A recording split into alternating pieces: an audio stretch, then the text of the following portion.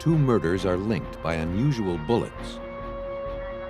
But linking them to the killers seems like a shot in the dark. A woman points the finger of blame at her killers. But catching them depends on a forensic technique that hasn't been invented yet. When detectives on the trail of cattle rustlers uncover what looks like serial murder, they call on forensics to help them round up their suspects.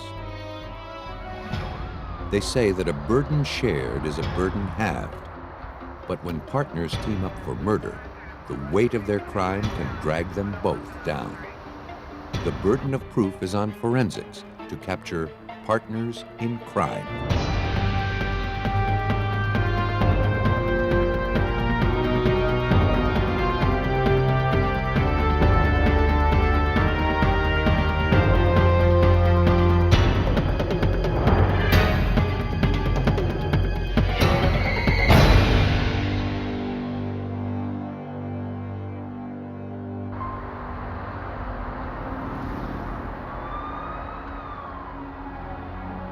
November 19th, 1989, around 11:30 p.m. on the mean streets of Trenton, New Jersey, a passerby discovered a brutal murder.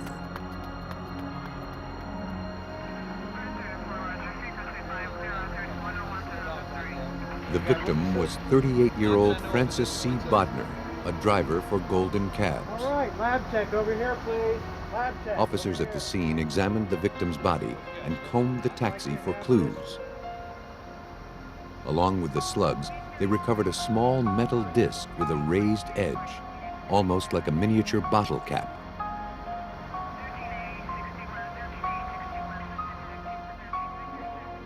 It was a puzzling find. Detective Lieutenant Michael Salvatore felt it held the key to solving this crime. Tell me about that case from last night. Because no one had ever seen that type of bullet before, that there was a possibility that the bullet had been created by an enthusiast, someone who loads their own bullets at home. Hey, gentlemen. If that were true, the bullets would be almost impossible to trace. But Salvatore hadn't seen the last of them. Just 4 hours later, he was called to another murder scene. A second taxicab driver was shot dead. Willie Rogers, age 33, had been discovered in the taxi he drove for the Diamond Cab Company. What do we got, guys? Again, investigators recovered the same odd metal disc, along with a spent bullet. There she is. That's what we've been looking for. And in both cases, witnesses reported seeing 3 black men in the taxi prior to the murder. The evidence technicians soon produced another clue, a fingerprint lifted from the first taxi's front passenger side door. The Trenton Police Department's evidence lab transmitted the print to the National Fingerprint Database, a clearinghouse for fingerprint evidence from around the country. It would take some time before the results came back. And there was no guarantee the print on the cab belonged to the killer. The Mercer County medical examiner performed the autopsies later that day. Bodner and Rogers were both killed by a single shot to the back of the head, execution style. The executioners left behind little besides the unusual bullets. To solve the execution-style murders, Trenton police had to rely on ballistic evidence taken from the crime scene. It's all they had. By 11 o'clock on the morning the drivers were killed, Trenton police had delivered the bullets to the New Jersey State Police Lab's Captain Mike Lysinger. The bullets perplexed him as much as they did Detective Salvatore, and Lysinger had been a ballistics expert for more than 20 years. His reference books showed that the little metal cap was called a gas check. The gas check is very unusual because you never see this in commercial ammunition.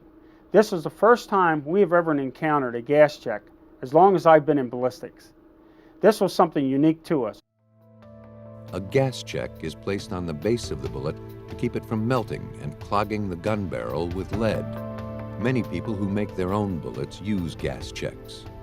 But Lysinger could tell these bullets were commercially manufactured, though no American company made them. Now, he had to determine what sort of gun fired them. Using the lab's stereo microscope, he identified the pattern of alternating grooves and the spaces between the grooves, or lands, left on the bullets as they sped through the gun barrel. These lands and grooves are a gun's class characteristics, and ballistics experts can use them to identify the type of weapon most likely to have left them on a bullet. Lysinger determined that the Trenton gas check bullets had a pattern of 5 lands and grooves with a twist to the right. He told Salvatore to look for a Taurus revolver, a Ruger revolver, or a Smith & Wesson. All of these were in common use among Trenton criminals. Any one of thousands of weapons could have left its mark on the bullets. Investigators didn't even know where to start looking. Before long, however, they got their first lead. In the early morning of November 27th, an anonymous caller told Trenton police that 2 of the gunmen were twins named Ron and John Allen. Later that same day, John Allen was picked up for smashing car windows during a street fight. Investigators had him brought up for an interview. John Allen said he had been with his twin Ron and their friend all evening the night the cabbies were killed. They had hung out at a couple of clubs until 3 a.m.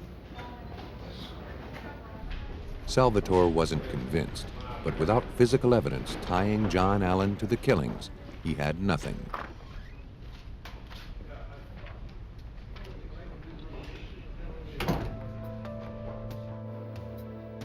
When John Allen's prints didn't match the one pulled from the taxi, detectives wondered about his brother. They pulled Ron Allen's prints from a previous arrest record. Trenton police compared Ron Allen's file print against the one left on the taxi. The point-by-point comparison was a match. Ron Allen had been in the murdered man's vehicle.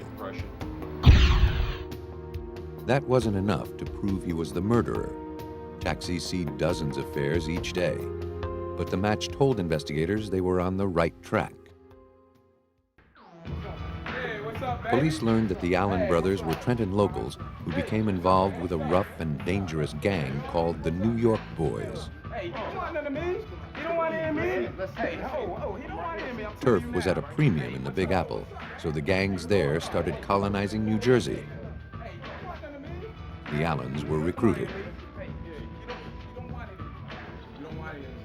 I mean, Chief Williams knew all. Detectives continued to interview friends and enemies of the Allen brothers, hoping to poke holes in their alibi, hoping for anything they could use. On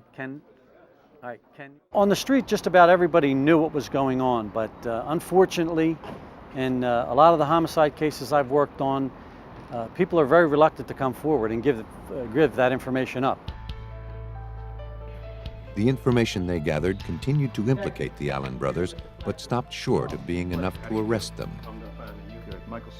Then, on the evening of December 20th, 1989, one courageous eyewitness stepped forward. When police assured him that he'd be safe, he agreed to talk. He told police that he was parked directly behind the first victim's taxi during the crime. He saw Bodner shot from behind and heard the window shatter. Then he drove past the cab, fast, and saw 3 men going through Bodner's pockets. He identified Ron and John Allen as 2 of the 3 men he had seen in the cab that night. The dragnet was closing in on the Allen brothers.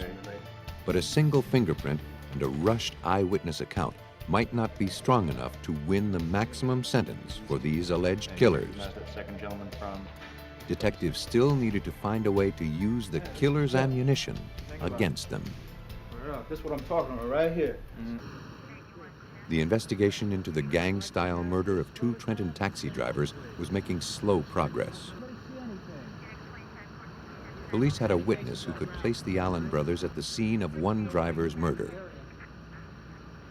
Now they had to place a gun in their hands. They got help from a police informant. But what do you got for me?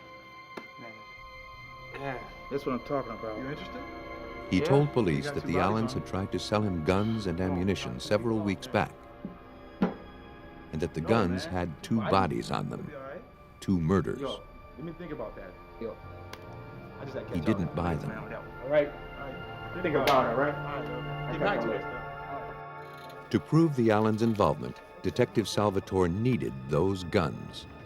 He sent the informant out to get them. The informant risked his life to do so. He's on vacation today? Within 2 days, we received a phone call from the informant, and he had the weapons. He turned over the 2 revolvers and a fistful of bullets that he had just purchased from the Allens. Recently, our cabbies. We also have. Salvatore sent the guns to the ballistics lab to compare with the slugs recovered from the taxis. He's the same class character. Both guns had 5 lands and grooves with a right-hand twist. Both could have fired the bullets found at the crime scenes. Another test would determine if one of them actually had. The guns were test-fired. The marks on the test-fired slugs from one of the guns matched the fatal slugs. Investigators had found the weapon they were looking for, the gun that killed Francis Bodner and Willie Rogers. Police obtained the warrants they needed to arrest the Allens. Officers swarmed over the places where they usually hung out.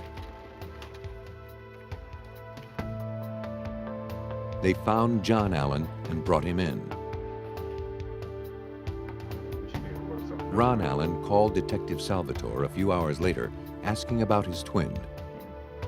Detectives had the call traced. While I was talking to Ron on the phone, we had a couple teams out here in West Trenton, a couple detective teams poised in various locations out here because we knew this is where they frequented and where he probably was.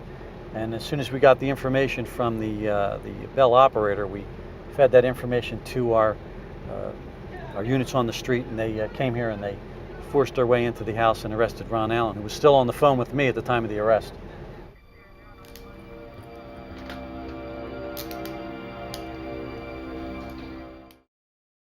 Tell me your story one more time. At first, Ron Allen denied everything. Then, investigators listed the evidence against him. Tell me. Allen gave it up, for him, for his twin, and for a third man. Allen said on the night of the murder, he and his twin were out with a man named Greg Williams. He claimed Williams pulled the trigger. By 7 that evening, an arrest warrant had been issued for Williams. 5 days later, authorities arrested him in Ocilla, Georgia. But Salvatore was never convinced for a minute that Williams had been the trigger man. The weapon used in the murder of the 2 taxi drivers were guns owned by the Allen brothers. There were guns carried by the Allen brothers. There were guns held by the Allen brothers. So it was not likely that Gregory Williams possessed the gun and killed the cab drivers. We believe that it was the Allen brothers who killed them. On July 10, 1990, Ronald and John Allen were convicted of the taxicab murders. On August 16th, they were sentenced to 2 consecutive life terms. The Allen twins will be over 100 years old when they become eligible for parole. For his part in the crime, Greg Williams was sentenced to life as well. The Allen twins and Greg Williams killed 2 men for just over $100. Money they intended to spend in New York City to buy drugs they could peddle in Trenton. In jail, the Allens bragged about robbing and killing the taxi drivers, saying they were easy targets. With ballistics evidence, so were the Allens. The Allen brothers found their victims on the streets. But staying at home doesn't necessarily mean staying safe. Los Angeles, April 17, 1991. On this morning, Marilyn Rush knew something was wrong when her friend Joan Dawley didn't show up for work. Hello? Joan was never late, and she wasn't answering her phone. Concerned, Marilyn drove to the house Joan shared with her husband Dennis to make sure she was all right. Even though Joan's car wasn't in the driveway, Marilyn went inside to check on her friend. She found her in the bedroom. Joan? Joan? Joan? Joan? Oh, God.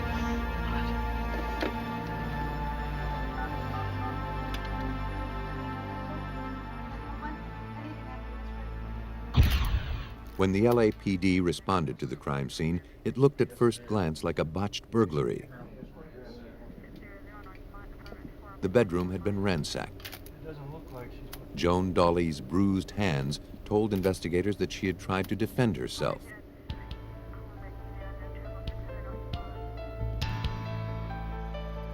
The Dawleys' neighborhood had had a rash of break-ins, and this one matched the pattern. Outside, a screen had been removed from an open window, and a ladder stood beneath it. But as police worked the scene, they began to compile a growing list of clues that didn't fit with the burglary scenario. The damp ground under the window had no footprints or marks from the ladder. The windowsill, where the burglars allegedly climbed in, was clean of any dirt or scuff marks. I haven't seen any dirt, mud, broken leaves, pieces of leaves, nothing out there. And $100 was left in plain sight on the kitchen counter. It appeared as if someone had worked hard to make it look like Joan Dawley had interrupted a burglary. LAPD detective Paul Tippin wasn't convinced. All of these things together with the evidence at supposedly the point of entry didn't add up. Initially, of course, you look at it as a burglary murder, but as it progressed, it turned out to be a fabricated crime scene, basically. Police suspected the murderer had contrived the scene after killing Dawley. Officers notified the victim's husband, Dennis Dawley, and asked him some routine questions. I know this is a difficult time. If you have that type of a murder, you're going to have to eliminate the spouse. You have to get over that hurdle before you can go to the next step. When it's fresh, so we can start. Dennis told police that he and Joan were high school sweethearts, married 35 years. He'd last spoken to his wife the night before. She was still asleep when he left the house at 4:45 that morning for his job at the golf course. He had no idea what could have happened or who could have wanted his wife dead. He said he couldn't bear to stay in the house. If police had more questions, they could reach him at the home of his daughter, Debbie Myers. Evidence that you can gather. With Dennis Dawley above suspicion, Tippin pressed forward in his search for clues to this hideous murder. We'll now take that bag. The autopsy found that the victim had been killed by blunt force trauma to the back of her head. Tests turned up no evidence of sexual assault. The coroner discovered traces of blood and foreign matter under the victim's fingernails. But investigators had no certain way of telling whether it was the killers or the victims. In these early days of DNA technology, accurate testing required large samples. Testing the traces of material from under the victim's nails would jeopardize the sole piece of potential evidence. My first question was, do you think we can get DNA evidence from any evidence under her nails? And the answer was yes, but once we do it, then we may destroy all of the evidence through the analysis. So I was real reluctant at that time to do it. The risk was too great. Tippin would have to rely on old-fashioned detective work to solve this one, at least for now. 4 days after the murder, Joan Dawley's missing car reappeared. Her son-in-law spotted it in a parking lot across the street from the card store where Joan had worked.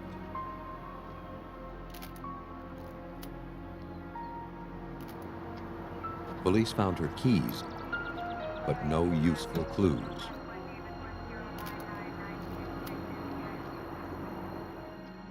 Two days after the victim's funeral, Detective Tippin called Dawley at his daughter's house to see if he had noticed anything else the burglars may have taken.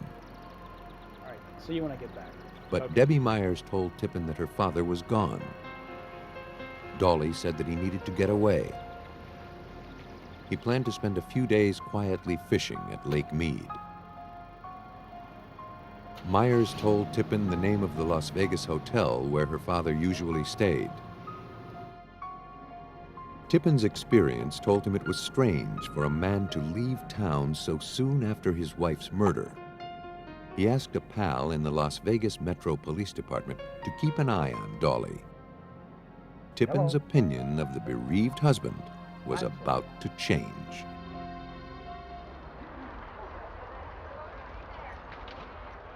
The Joan Dawley murder investigation took a strange turn when Dennis Dawley turned up in a Vegas casino at 3:30 in the morning. He was in the company of a woman. Detective Tippin received surveillance photos of the pair. After checking around, the woman was identified as Brandita Taliano. The news didn't sit well. After I determined that he was in Las Vegas with a female, 2 days after he had buried his wife of 35 years, I became very suspicious. Tippin looked into Taliano's background. He found that her rap sheet included convictions for prostitution and drugs. She had no fixed address. He also discovered that Taliano had been staying in the Mission Hills Motel in LA during the time of Joan Dawley's murder. The motel was just a quarter-mile down the road from where Joan's car had been recovered. This was worth a closer look. So I went to the Mission Hills Motel, talked with the manager, and basically what happened was he gave me a list of phone calls and phone numbers going back a month. Tippin checked the list of Taliano's outgoing calls. She had phoned Dawley's home, the golf complex where he worked, and a local bowling alley that was his favorite hangout. Police Department, Miss Taliano? It was time to pay a call on Taliano. He traced her to a North Hollywood motel. Yes, ma'am. I'm Detective Tippin from the Police Department. I have a team Detectives of approached Taliano and asked to search her room. Sure. Surprisingly, she agreed without blinking an eye. You wanna take a look? Generally speaking, I mean, if someone is that cooperative, they're not thinking that they have anything that may develop into a lead or lead you to believe that they were involved in a homicide. The search turned up several pieces of jewelry. Most of it was junk. But one piece looked particularly valuable, and not the kind of jewelry Taliano would normally own. Taliano had an explanation ready. She told them that she was often hired to clean the Dawley's house. While she was there, she took some jewelry, but not entirely without Dennis's knowledge. They were having an affair. She wanted us to believe that basically she was okay with being around Joan Dawley and Dennis. But Joan didn't know that the sexual activity was taking place. Detective Tippin. Detectives found a note stating that Dennis was nervous about Taliano keeping the jewelry. He wanted her to fence it. That suggested he was involved in its theft. Very nice piece of jewelry here. A few days later, Debbie Myers identified the jewelry. She recognized the piece that her mother always wore. If that were true, then Taliano couldn't have stolen it from the victim's jewelry box. The other side. Joan's jewelry in Taliano's possession, and a note linking Dolly to the stolen pieces. Too many coincidences were piling up too quickly. Perhaps their secret game didn't stop at theft. Once I identified Brandita Taliano and the things that were going on with her and Dennis Dolly, it became more and more apparent that it was a conspiracy and that these two people were involved in the case. Investigators began to believe that Joan Dolly's murder was a crime motivated by love. Not Dennis and Brandita's love for each other, but their mutual adoration for money. If Dennis divorced his wife, he'd lose half of everything he owned. Plus, Joan had recently inherited close to $100,000. Police suspected that Dennis Dolly was a shifty and dangerous man. If he and Brandita had plotted to kill Joan because Dolly wanted all of her money, then why would he want to share it with Brandita? I was somewhat concerned about Brandita also and her situation because I thought the possibility was there that Dennis would murder Brandita just to get her out of the way. The evidence against the pair was only circumstantial. Investigators had no physical evidence putting them at the murder scene on the morning of April 17th.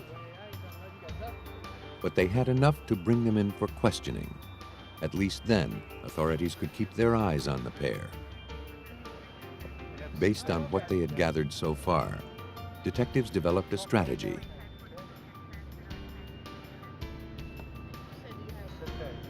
They had 48 hours to either charge them or let them go. It was a calculated risk. Tippin knew he didn't have the evidence to charge them, so he was gambling that once in custody, they'd crack and turn on each other. Dennis admitted to meeting Brandita Taliano on the street, and basically that's all he would admit to was, yes, he was wrong and connecting up with Brandita and having her as a girlfriend, but as far as the murder or anything else, he was not involved in anything. I'll be right back. Sure. I'm gonna go next door. Okay. Taliano told a different story. Hi, Miss Taliano. How are you today? A few months before Joan's murder, Taliano had been serving time in a women's prison in Los Angeles. While visiting her there, Dolly had asked her a favor. Did she know anyone he could hire for a big job?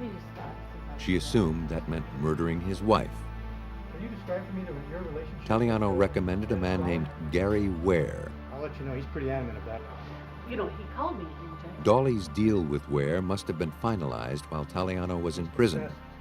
She said Dolly never told her what happened. It was a hot lead, but investigators would need a lot more evidence to turn it into a murder charge that would stick. And Tippin's 48 hours were up. Authorities were forced to let Dolly and Taliano go.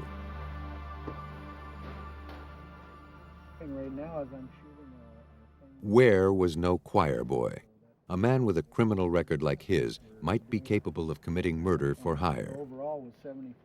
His phone records showed that Dolly called him prior to Joan's death, but not afterward. All of a sudden, I have him right in the middle of this homicide with phone calls that are being directed to him by Dennis Dolly. So I had to find out why those calls were being made and what his participation or involvement was. How you doing? Gary Ware, how you doing? But a hardened criminal like Ware wouldn't just volunteer information Yes, to the sir. police. Tippin spent a year trying to get him to talk. With his attorney present, Ware finally admitted to authorities that Dolly had contacted him with an interesting business proposition. The two agreed to meet. Dolly wanted Ware to kill his wife. He gave Ware $30,000 cash and told him he didn't care how Ware did it, but he wanted her gone. At first, Tippin couldn't understand why Ware would implicate himself in Joan Dolly's murder like this. As it turned out, he had an airtight alibi. On the morning the victim was murdered, he was in lockup at Chino State Prison. Tippin's most promising lead fizzled right before his eyes. After more than a year spent investigating Joan Dolly's murder, the case went cold.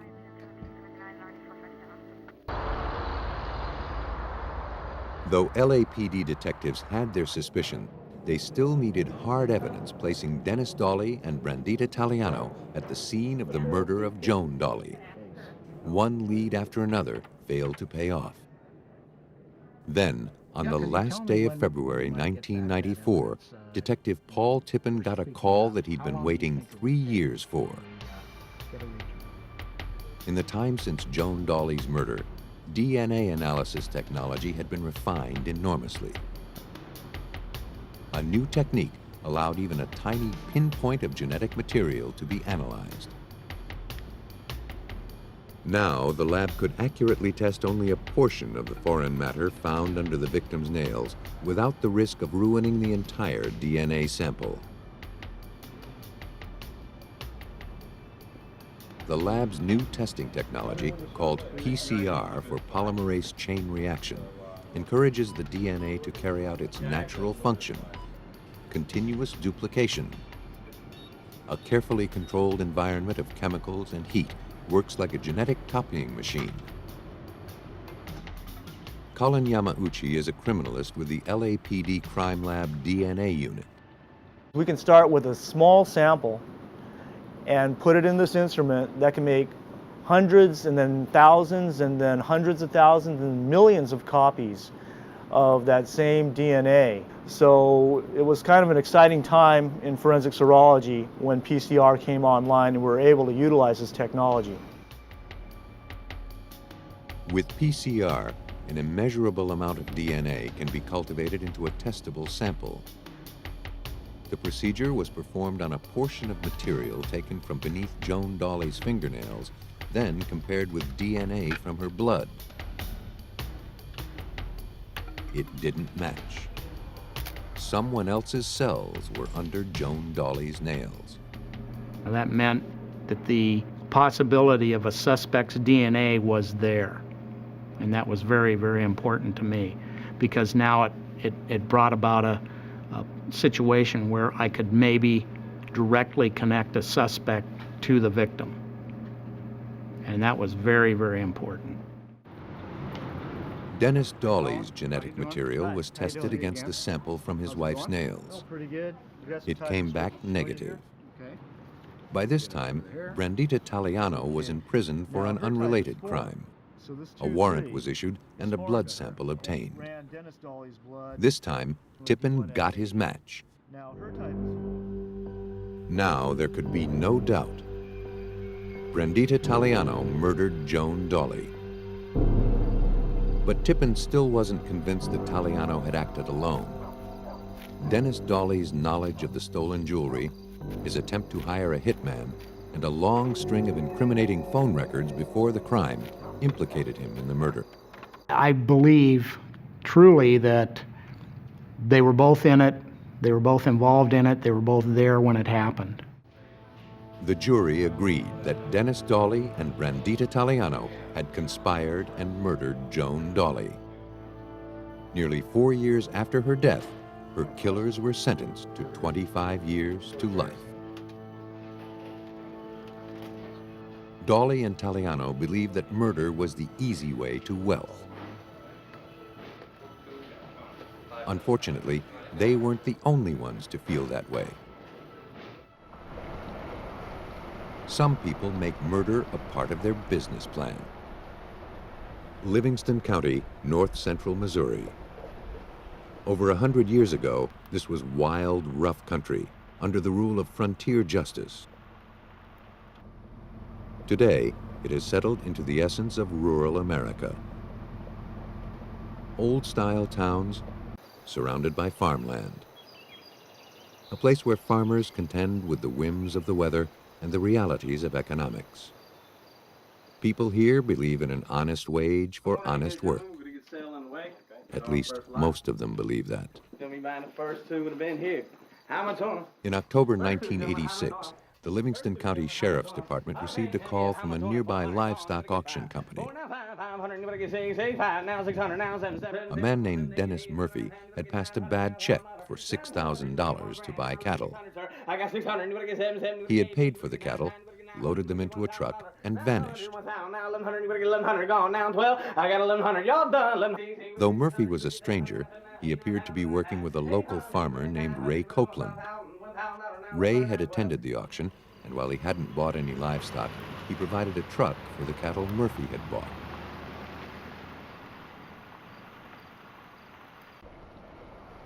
Sheriff Gary Calvert paid Mr. Copeland a visit to find out more about Murphy. He admitted that he knew Dennis Murphy, that Dennis had rented his pasture to keep those cows, and that he in fact had sold some cows to Dennis himself, and that Dennis had gave him a bad check also. It might have been the end of the story, except that a month later, Calvert received another call about a drifter passing bad checks for about $6,000 worth of livestock. The drifter resold the cows, took the cash, and disappeared. Again, Ray Copeland had been at the auction, and it was his truck that carted the cattle away. But once again, Copeland said he was a victim too. Before, you did 5 of them already. While that may have been true, Calvert had reasons for doubt. Ray Copeland had been arrested several times for passing bad checks of his own.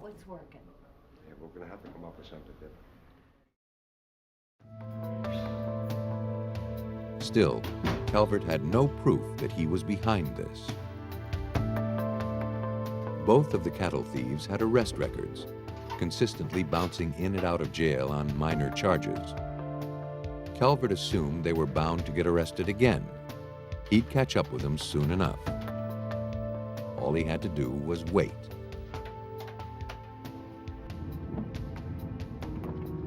Two years passed without any more trouble. Then, in October 1988, Calvert learned about 3 more drifters passing bad paper for good cattle. This wasn't the kind of crime Calvert had seen a lot of. Now he'd seen 5 cases in 24 months. They had to be related. When Calvert ran a check on the 2 men who'd stolen the cows 2 years earlier, he found no record of them. They hadn't been arrested again anywhere. Misdemeanor 1. Calvert couldn't believe that these small-time criminals had reformed into model citizens. But he didn't know where they had gone, or if Copeland might truly be involved. Calvert had heard rumors, though. Copeland's neighbors told him that he was hiring drifters from the local mission to help him at cattle auctions because he couldn't hear well anymore. Copeland supposedly promised to pay the men $50 a day to stay on his farm and not tell anyone they were there. Even if those rumors were true, they didn't mean much. A year passed before Calvert got more information, and it wasn't what he expected. On August 20th, 1989, an anonymous caller to Nebraska's Crime Stoppers hotline tipped authorities to watch out for Ray and Fay Copeland of Mooresville, Missouri. The caller said that he had worked for the Copelands. Ray had made him buy cattle with bad checks and then threatened to kill him. He said he wasn't the first. He hinted that Ray was a murderer. Jack McCormick? On September 6, 1989, just 2 weeks after the phone tip, the anonymous caller surfaced. Jack McCormick was picked up outside Salem, Oregon, for sleeping by the side of a highway. When the police computer revealed an outstanding warrant for bad checks in Missouri, he was extradited. When he got there, he admitted making the anonymous call. McCormick said that Copeland met him in a homeless shelter and hired him to work on his farm. After he moved into Copeland's house, Copeland opened a bank account for him so he could buy cattle. It seemed like a square deal. But McCormick grew suspicious when he found a closet full of men's clothes that belonged to other men from the shelter. Some had their names written inside, a common practice among drifters.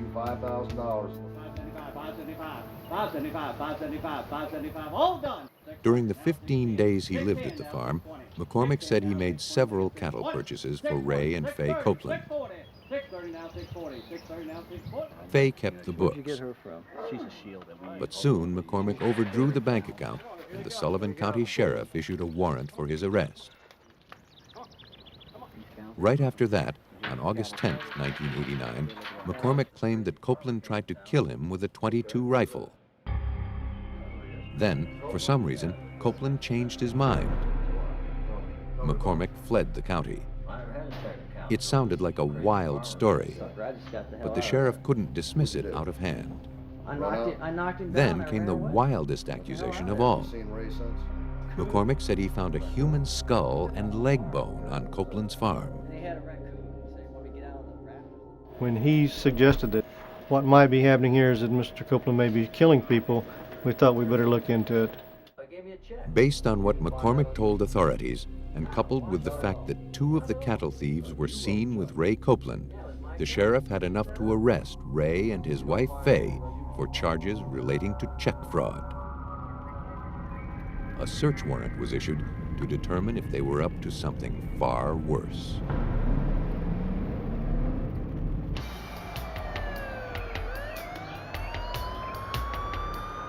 A drifter named Jack McCormick accused Ray and Fay Copeland of murder. He said the evidence was buried on their farm. On October 9, 1989, the couple was taken into custody.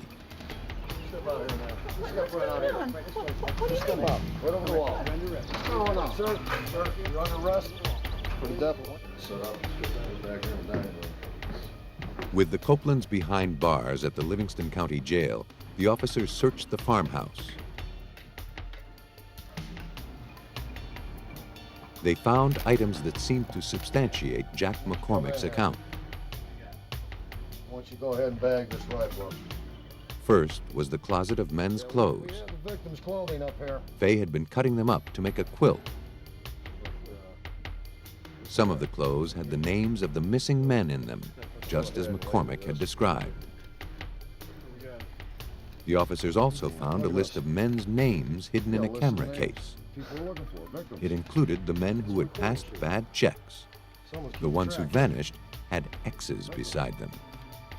Let's go ahead and keep track of that. If McCormick was telling the truth and Copeland was a killer, Sheriff Calvert would have to find the bodies. But after a week of searching, the officers found no trace of the missing men. While the Copeland farm was being searched, TV stations began reporting on the case. Rancher Keith Albright saw the story and called the sheriff to report what he knew.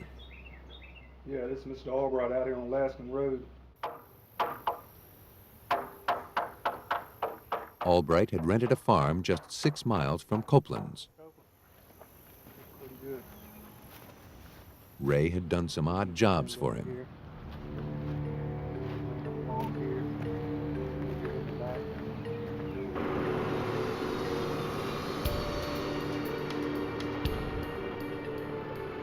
Albright told police that he had found some bones out in a field. At the time, he thought they were animal bones. Now, he wasn't so sure. Having found no bodies on Copeland's farm, police believed that Albright might be onto something. If Copeland were guilty, he wouldn't be careless enough to bury all his victims on his own land. They spread out to search Albright's farm. In the barn, they noticed that some areas of the dirt floor had been disturbed. They began to dig. By the end of the day, officers uncovered 3 bodies from shallow graves on Albright's property.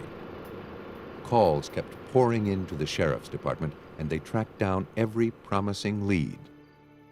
When people found out that we were suspicious of what he may have been doing, they became suspicious about everything that they had seen him doing. So we went on a lot of wild goose chases. All right, looks like we have something down here. Don't quite know what it is. When the bodies started turning up, Let's see what we Copeland, got here. perhaps trying to minimize his involvement, began telling wild stories.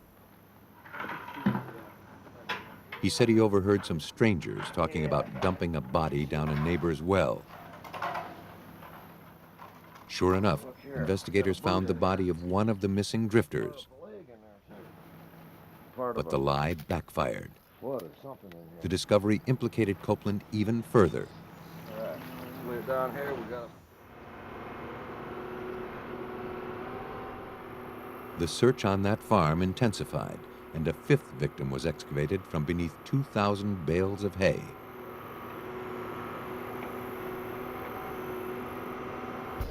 Using dental records, the 5 men were positively identified a few weeks later.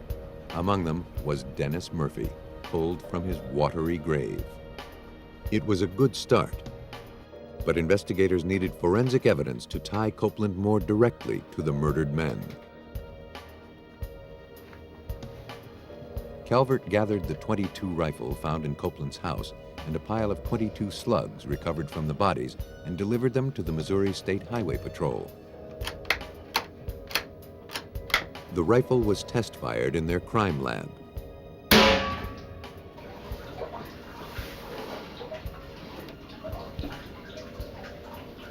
It would leave its unique set of markings on the slugs as they hurled down the barrel. A comparison microscope was used to compare the markings. On one side, the test-fired slug. On the other, a slug pulled from one of the 5 murder victims. The marks on the slugs lined up exactly. To firearms and ballistics expert Todd Garrison, that meant only one thing. After comparison and examinations, we could conclusively say this particular bullet had been fired from this particular Marlin firearm obtained from the Copeland farm. Bullets from the same rifle killed each of the 5 victims. But investigators still needed to know if Fay Copeland had any role in this. The note found in the Copeland's house told volumes. Ray, who was illiterate, couldn't have written the names on the list. To see if she was the author, Calvert turned the list over to Missouri State Highway Patrol's handwriting section. Though a person's handwriting varies, certain features remain consistent. Handwriting expert Don Locke compared the note against a known sample of Fay's handwriting. He noted several distinctive characteristics. For example, the letter B always appeared in uppercase, even in the middle of a word. Locke concluded that this and other details were common to the note and to examples of Fay's handwriting. But what about the X's? It was possible that Fay had simply written the list of names and Ray had placed the X's by them as he killed the men. That would be harder to judge. Could one simply look at the X's and positively identify those X's to someone? No. But they were there, and as I said, they were consistent with the writing that was positively identified. Locke even compared the ink used to write the names against the ink used to write the X's.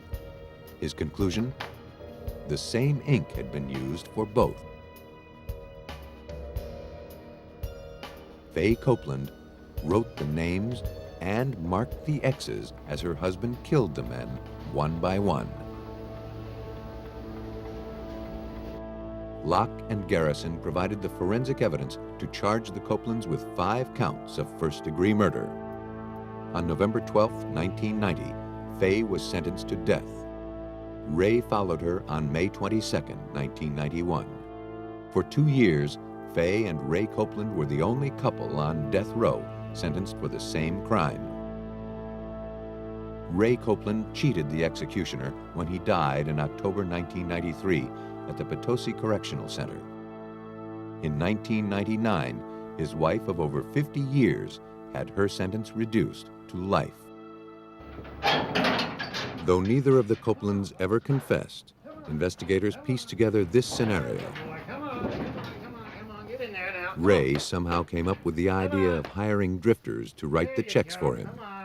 That gate, make sure that gate is locked. Yeah, the gate, got the gate.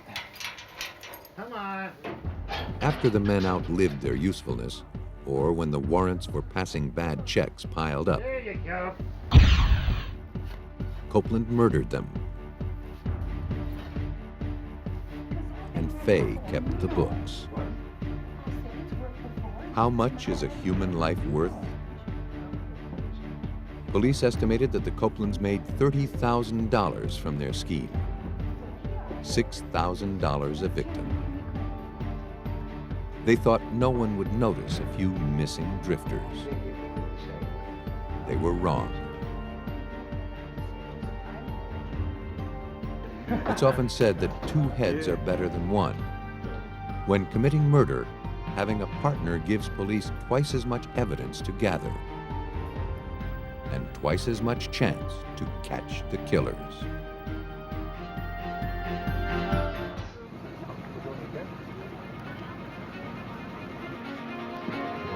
A quiet town is racked with terror as police hunt a killer who preys on young women.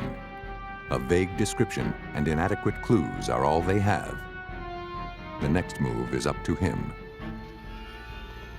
Someone took great pains to try to dispose of a body. Stripped of her identity, this victim can't lead detectives to her killer.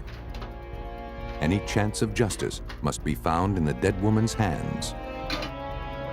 A dark night, a sharp curve, and a woman lies dead at the bottom of a canyon.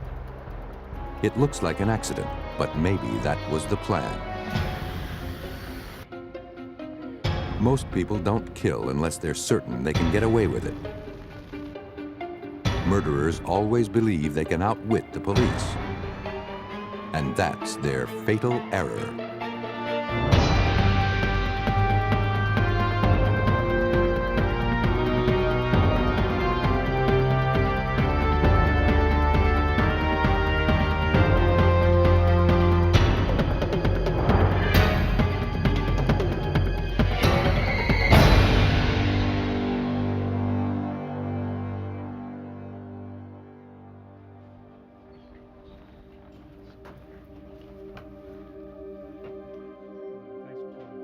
In the late night hours on Tuesday, November 23, 1982, police in Morris County, New Jersey were visited by the mother and co-worker of 18-year-old Amy Hoffman.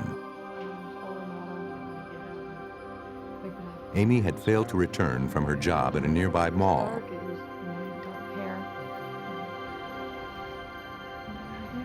Amy's mother told police that her daughter worked at the dress store 2 nights a week.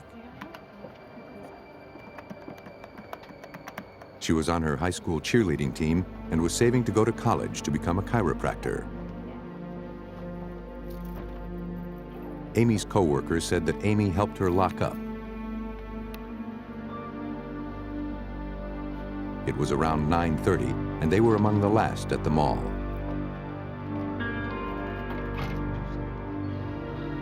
When Amy failed to return home, her mother went to the mall to look for her.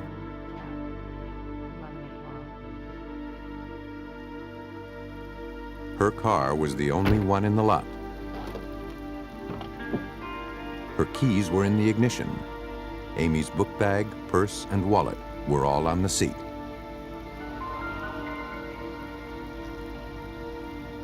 But there was no sign of her daughter.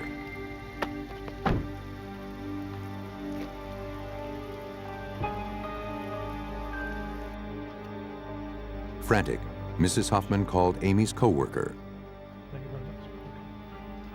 The two didn't know where else to turn.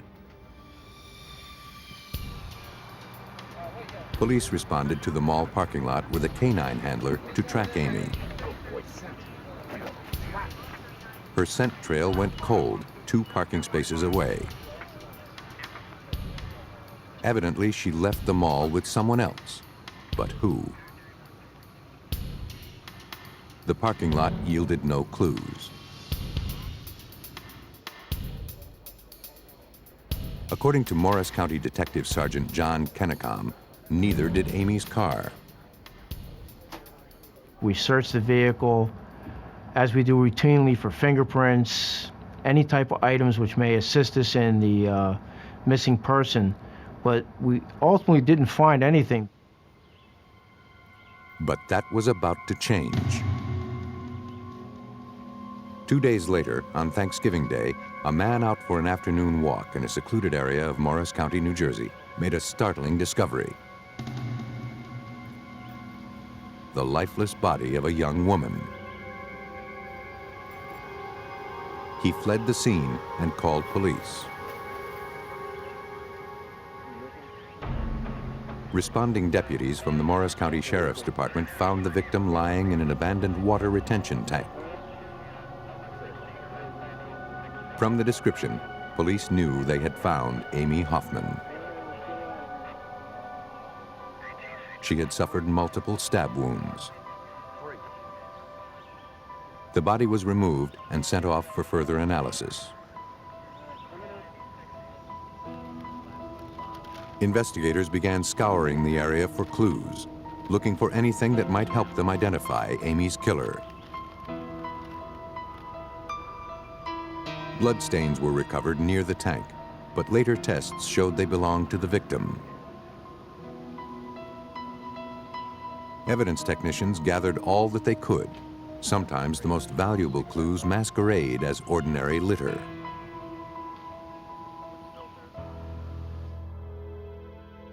The autopsy had a little more information to offer. The victim had been stabbed repeatedly and had most likely bled to death. There were indications that she'd also been sexually assaulted, but no biological evidence was found. Fibers and bits of foam padding clinging to her boots and clothing were the only potential evidence collected.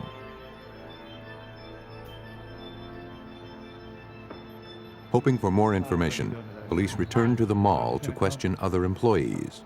I need to ask you some questions. One woman stated that when she left the mall around 9 p.m., she saw a creepy-looking man just sitting there in his car. She thought the vehicle was an old Chevy.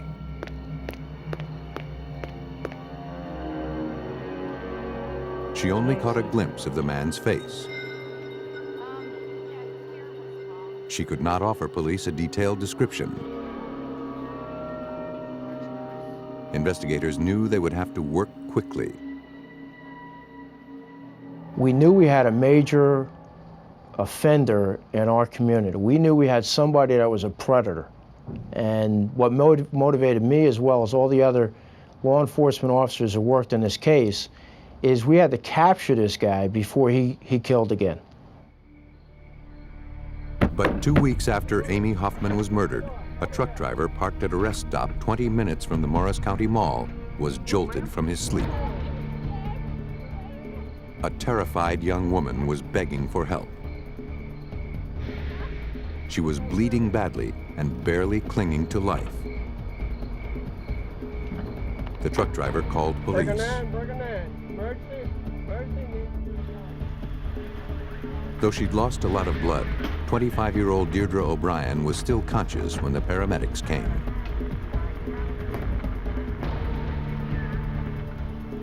She told authorities that less than 1 mile from her home, a car forced her off the road.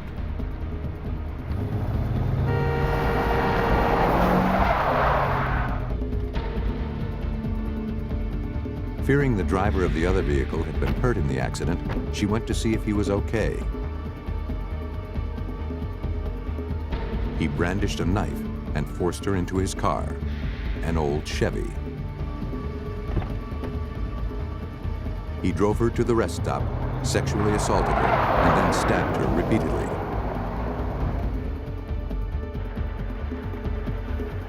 Deirdre O'Brien would not survive her injuries. She died at the hospital, but not before giving a description of her killer. The victim of the second homicide advised law enforcement officers that the assailant was in fact a white male. He was about the same size as the victim, that he had blue jeans on and a certain type of shirt. It was a Western type shirt. The suspect and his vehicle matched the description of the suspect in the Amy Hoffman case. With only tiny synthetic fibers recovered from Deirdre O'Brien's clothing, investigators went to the site where she had been abducted to search for more clues. They found a tire track left in the dirt. It was photographed, and then a cast was carefully made. To preserve the impression, forensic investigators use a durable casting medium called dental stone, originally formulated for making dental casts. It sets up quickly and is more durable than traditional plaster. While the tread was only one potential clue, it was the strongest. Most energy was put onto the tire track itself, because we could see where its location, approximately 4 feet from the victim's vehicle, that it was probably the suspect's tire. The cast and photographs of the tread were sent to forensic tire expert Pete McDonald. And I looked at the tread design guide book and found that there were maybe 20 different imprints similar. However, the Cyberling Snow Power tire looked the most consistent. Detective Sergeant Kennecom carried the photo of the tread impression to shopping malls, neighborhoods, and junkyards. But he couldn't find a single tire like the one Pete McDonald described. Investigators were driven to find the killer before the killer found victim number 3. Where it occurred? But then a call came in. There'd been another stabbing.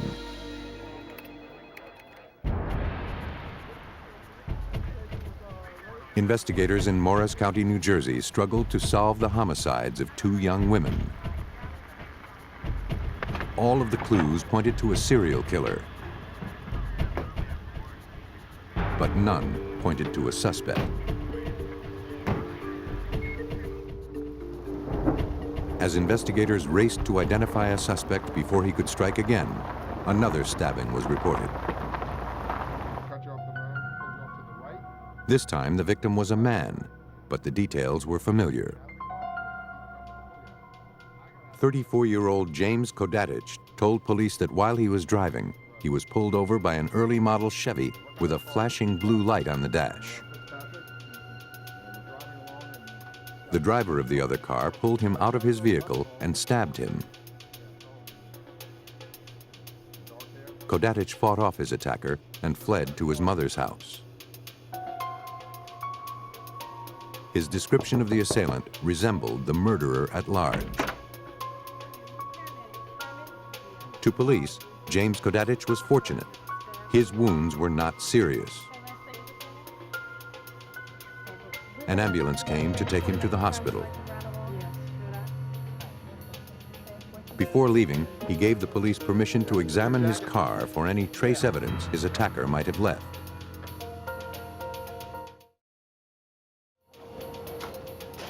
Hoping to find evidence linking this incident to the unsolved murders, examiners thoroughly vacuumed the car. It was an early model Chevy, the same type as described by witnesses of the previous 2 murders. Thinking it may just be a strange coincidence, Detective Kennecom took a closer look at the tires. I looked at the right rear tire of the vehicle, and it was in fact like the tire we were looking for. I then went to my attaché case where I carried a copy of the sketch of the tire with certain important measurements measured the tire on the right rear of the vehicle, saw some oddities with that particular tire, and made a match. James Kodatich's vehicle was now linked to the abduction site of 25-year-old Deirdre O'Brien, murdered a few weeks before. The killer's third victim became the investigation's prime suspect. To be absolutely certain that the tires matched, investigators turned again to forensic tire expert Pete McDonald. The tire in question is rolled on what's essentially a giant ink pad, leaving an impression of its entire tread circumference on a length of white cardboard.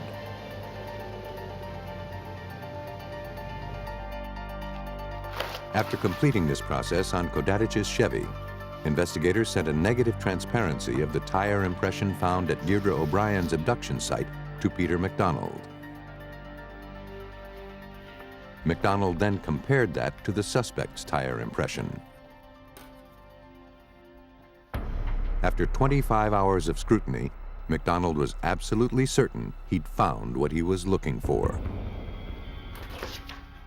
I was able to make a positive identification because there were many cuts and tears in the tire that were unique to that tire only. That proved that Kodatich's car was at the scene. The information was enough for investigators to obtain a warrant. Kodatich was still in the hospital when arrested for suspicion of murdering Deirdre O'Brien. When confronted with the tire impression evidence, the suspect admitted making a sharp turn on that stretch of highway, but not at the time of the murder. Though police did not believe him, the evidence was only circumstantial. Investigators had to find another way to build their case. And not just for the murder of Deirdre O'Brien, but also for the murder of 18-year-old Amy Hoffman.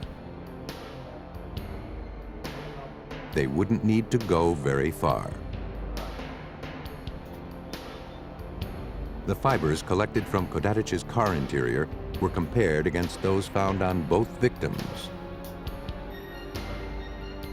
Victims' evidence, such as fibers from skirts, were actually found in his car, and then carpet fibers from his vehicle and foam from the seat cushion was actually found on the victims.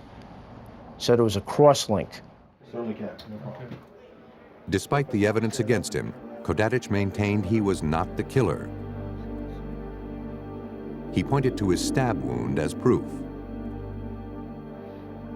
Investigators decided to take a closer look at the injury. The severity and the angle suggested it was self-inflicted. How many days ago did you get it? But why did he bother? We believe that he thought the police might have had an idea or were looking at him as a suspect in the case, which we weren't, but that's why we believed he made this particular scenario up. But Kodatich's plan backfired and led investigators right to him. Based on the evidence, police believe that Kodatich prowled for vulnerable women to abduct, molest, and kill. For the murders of Amy Hoffman and Deirdre O'Brien, James Kodatich was sentenced to 95 years. Kodatich was difficult to apprehend because his random victims had no connection to him. Most murders aren't random, and the killer goes to great lengths to obliterate the connection between himself and the victim.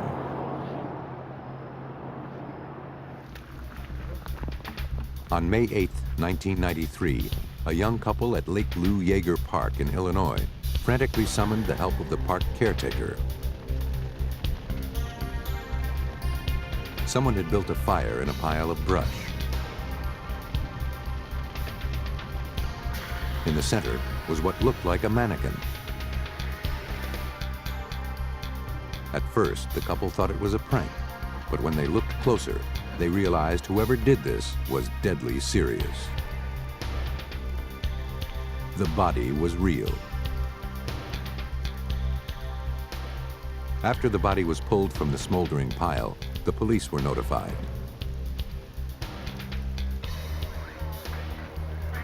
Police could discern that the victim was female, but that was all. Her head was missing. They retrieved melted trash bags and a charred cardboard carton from the debris. Detective Mike Sheely of the Illinois State Police led the search for more clues. We brought in Illinois State Police dogs and attempted to search the area for any other possible evidence and the possibility of finding the victim's decapitated head. Those were unsuccessful. Investigators had no clue who the killer was and no clue to the victim either.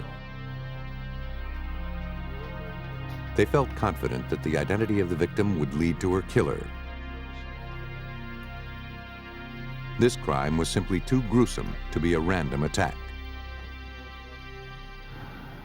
Anyone who'd go to all that trouble to try to burn a body and to decapitate them went to a lot of trouble because of the association between the suspect and the victim.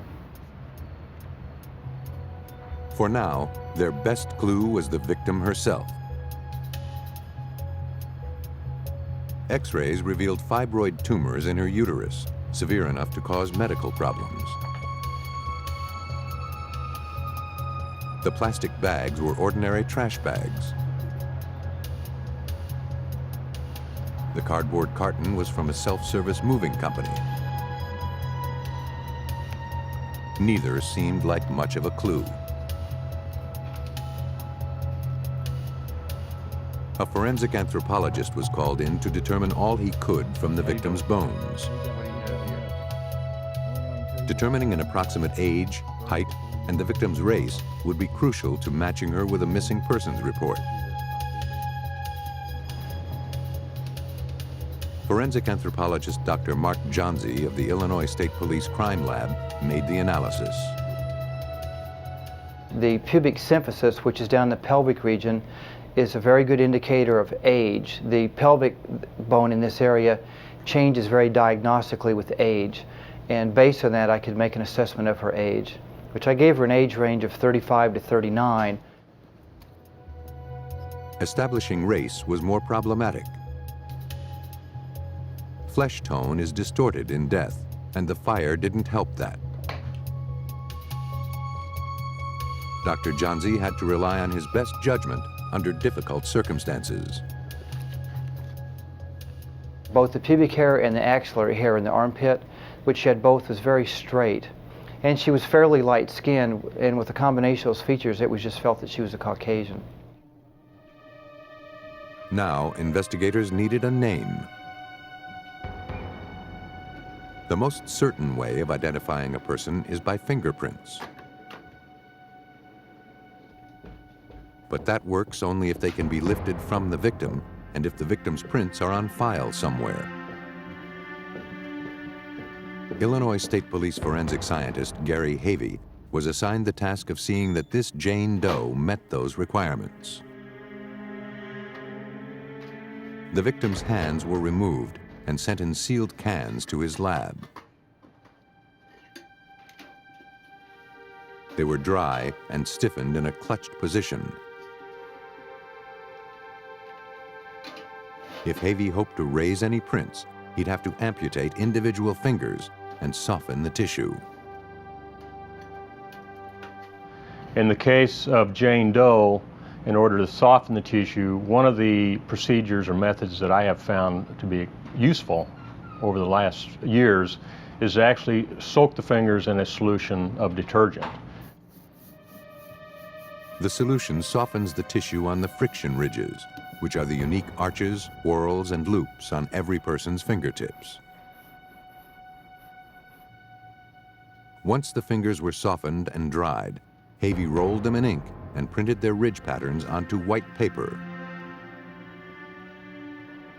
But he wasn't satisfied.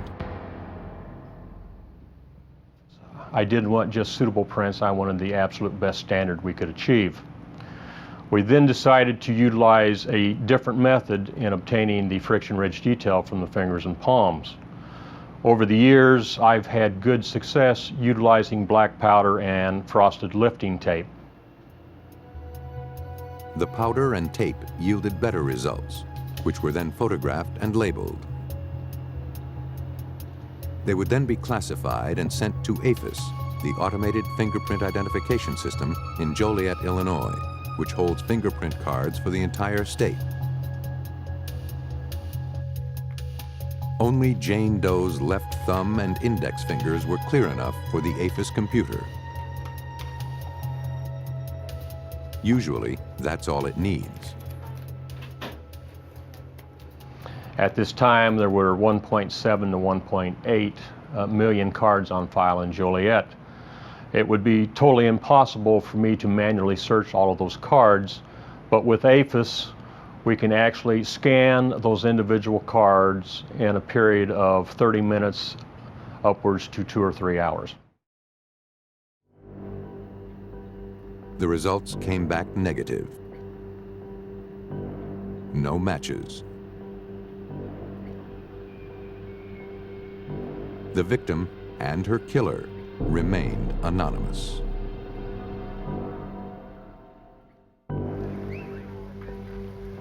A nameless murder victim was found burning in an Illinois park. Until investigators could determine the identity of the Caucasian woman, her killer would remain free.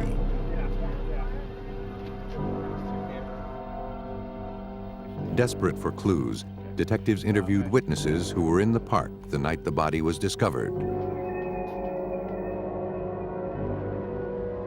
2 students, taking a drive after their prom, reported seeing the fire. Nearby was a cargo van. They believed the tags were from Missouri. The back was open, and they could see plastic trash bags. Detectives were convinced the teenagers next saw the killer. They actually pull alongside the suspect van, and they're quite alarmed that somebody would actually have a fire in this no-burn area. They're familiar with the park, and basically at that point, the suspect sees the car pull alongside, and he immediately runs and jumps into the van and speeds away.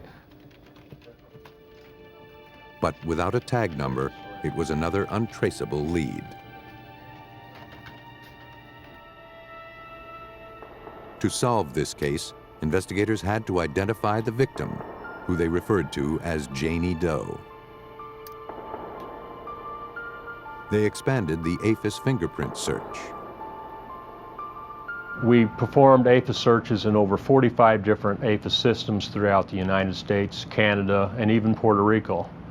This would prove to be the most extensive APHIS search ever undertaken by the Illinois State Police. Millions of prints were scrutinized, and still no leads.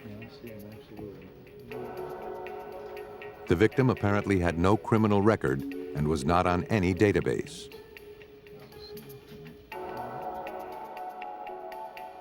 Likewise, hundreds of missing persons reports were scrutinized over a period of more than 18 months. Though none matched the description of a 30-something Caucasian woman whose fingerprints matched Janie Doe's, one name consistently popped up. The one constant factor that we continued to see was a victim, Lynn Matcham Thomas, from the greater St. Louis area. She had came on our list before, and we had called St. Louis missing persons and also talked to the homicide squad, but we had discounted the fact that this would be our victim because she was African American. With no other leads, investigators went to speak with Shirley Matcham, the mother of Lynn Matcham Thomas. Like her daughter, she lived in Missouri, only 50 miles from the Illinois park where the victim was found. Shirley had reported Lynn missing the day before the body was found.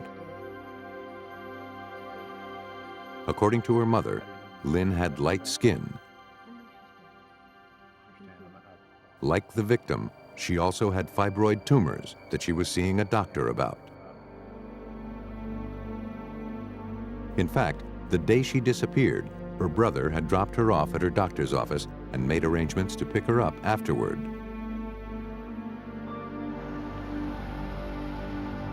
When he returned, he was 10 minutes late. He went inside, but she was no longer there. He assumed that she grew tired of waiting and decided to walk home. He didn't think anything more about it. Later that night, Mrs. Matcham received a call from Lynn's husband, Curtis Thomas, asking where Lynn might be. He said she'd left his house 20 minutes earlier, and he assumed she'd gone to her mother's. But her mother hadn't seen her all day. Shirley Matcham knew her son-in-law to be violent and suspected the worst. The next day, she filed a missing persons report with the St. Louis Police Department. Investigators reviewed the report. They learned that St. Louis police had followed up with a visit to Lynn's home to speak with her husband, Curtis Thomas. He told them that the night Lynn disappeared, she was moving out of the house. He wasn't happy about it, and they fought. The last time he'd seen her, she was walking away from the house. At first, he thought she'd just run off without her things, but when she didn't show up at her mother's, he thought something serious might have happened. Sifting through the report, investigators found another potential clue. We also found out that when Lynn Matcham Thomas was discovered missing, that the police had went to the Thomas residence and asked for permission to search the house. Mr. Thomas let him in. They conducted a search on the second and first floors, and when the police asked to go to the basement, Mr. Thomas insisted that he call his attorney, and they terminated the search. With no victim or any signs of foul play, the missing persons investigation in St. Louis ended.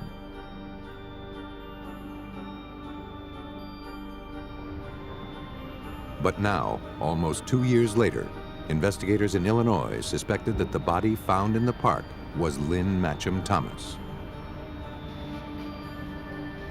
The timing of her disappearance fit. Her medical condition was the same. And her husband, Curtis Thomas, was becoming the prime suspect.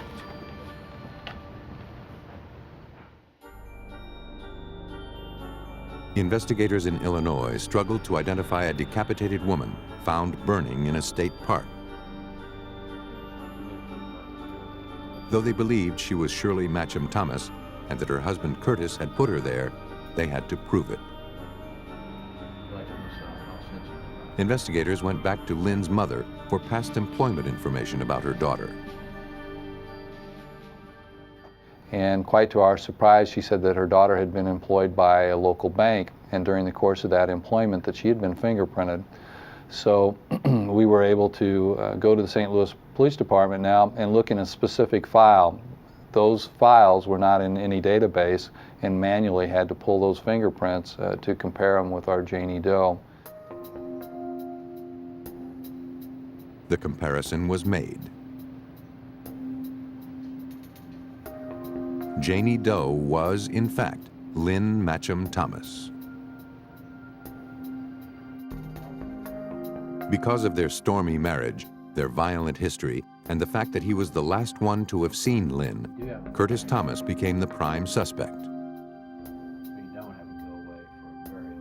What police needed was proof.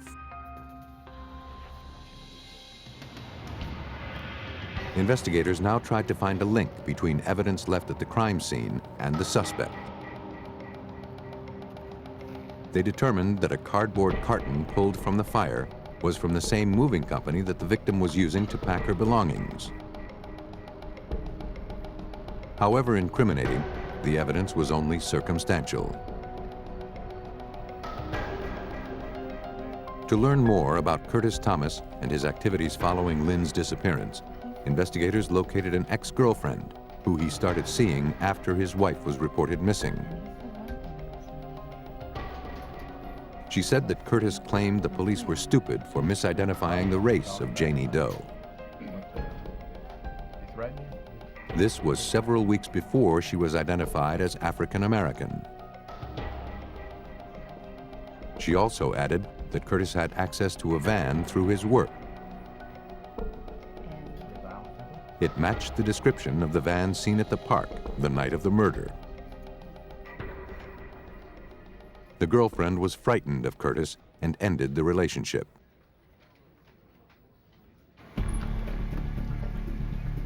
That testimony, along with the rest of the circumstantial evidence they gathered, gave investigators enough to arrest Curtis Thomas in January 1995 for suspicion of murdering his wife almost 2 years earlier.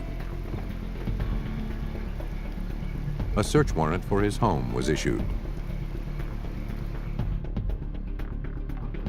Though Thomas insisted he knew nothing about the fate of his estranged wife, investigators found newspaper clippings regarding the mysterious body in Illinois.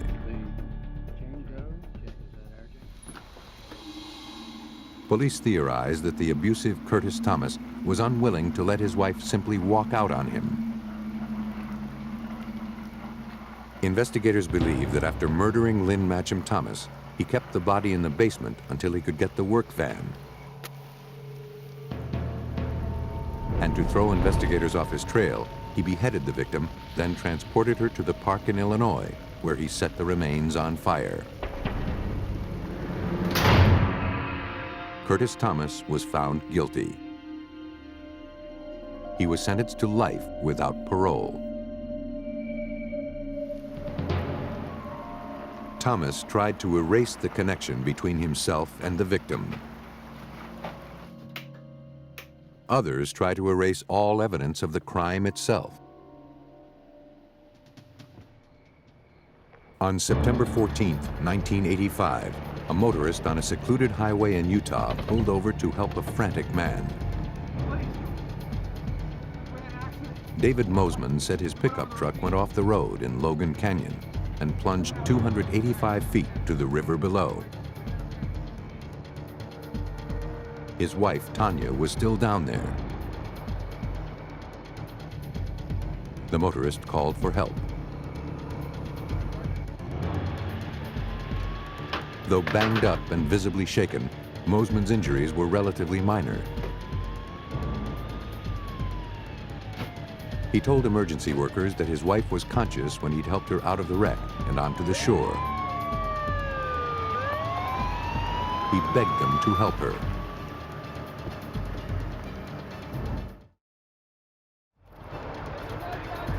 As David Mosman was transported to the hospital, a rescue team was in the canyon, searching in the dark for his wife. About 40 feet from the overturned vehicle, caught on rocks in the middle of the river, lay Tanya Mosman. She was face down in the water, dead. By the time she was retrieved, David Mosman was in the hospital getting his wounds treated. He told the nurse that he glanced off the road for a second to look at his wife. At that instant, the truck went over. He blamed his carelessness for the accident.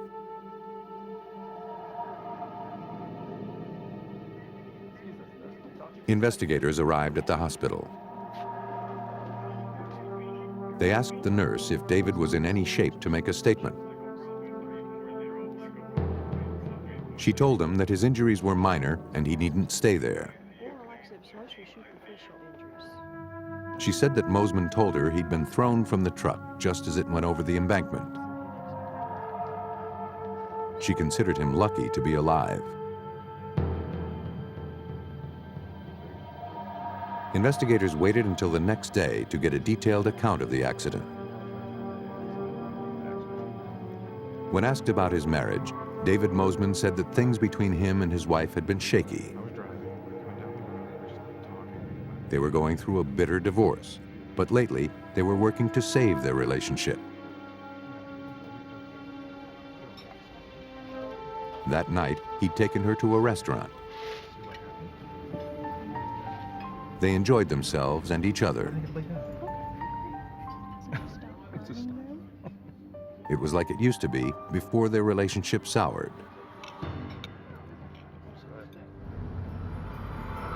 After dinner, they'd headed home. David Mosman had driven that stretch of road dozens of times before.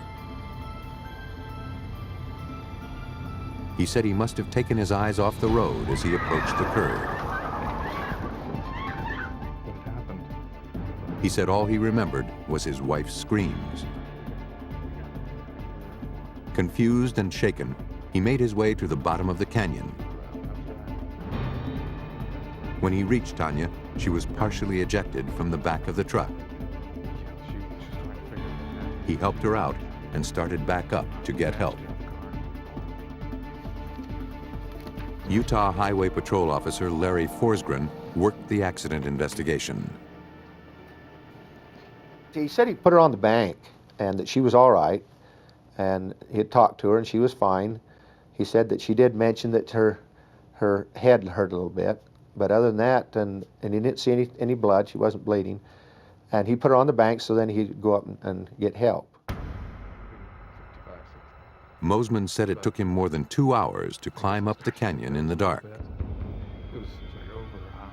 He thought he must have blacked out or fallen asleep in the cold. He didn't know how his wife ended up back in the river. In the days following Tanya Mosman's death, accident reconstruction experts studied the spot where the truck went over. On the pavement was a small scuff mark, showing that the steering wheel was turned abruptly off the road at about 20 to 30 miles per hour. For Cache County Deputy Medical Examiner Sergeant George Becker, that fact presented an inconsistency with David Mosman's account. At that point, the vehicle would tilt up to go off the road as it's going over the bank.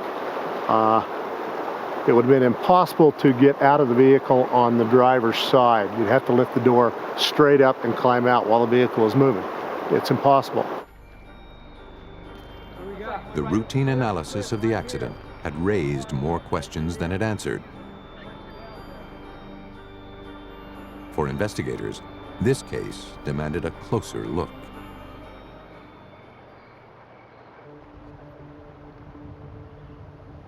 Police in Utah continued investigating the tragic death of Tanya Mosman, killed when the truck she and her husband David were driving plunged 285 feet into a canyon.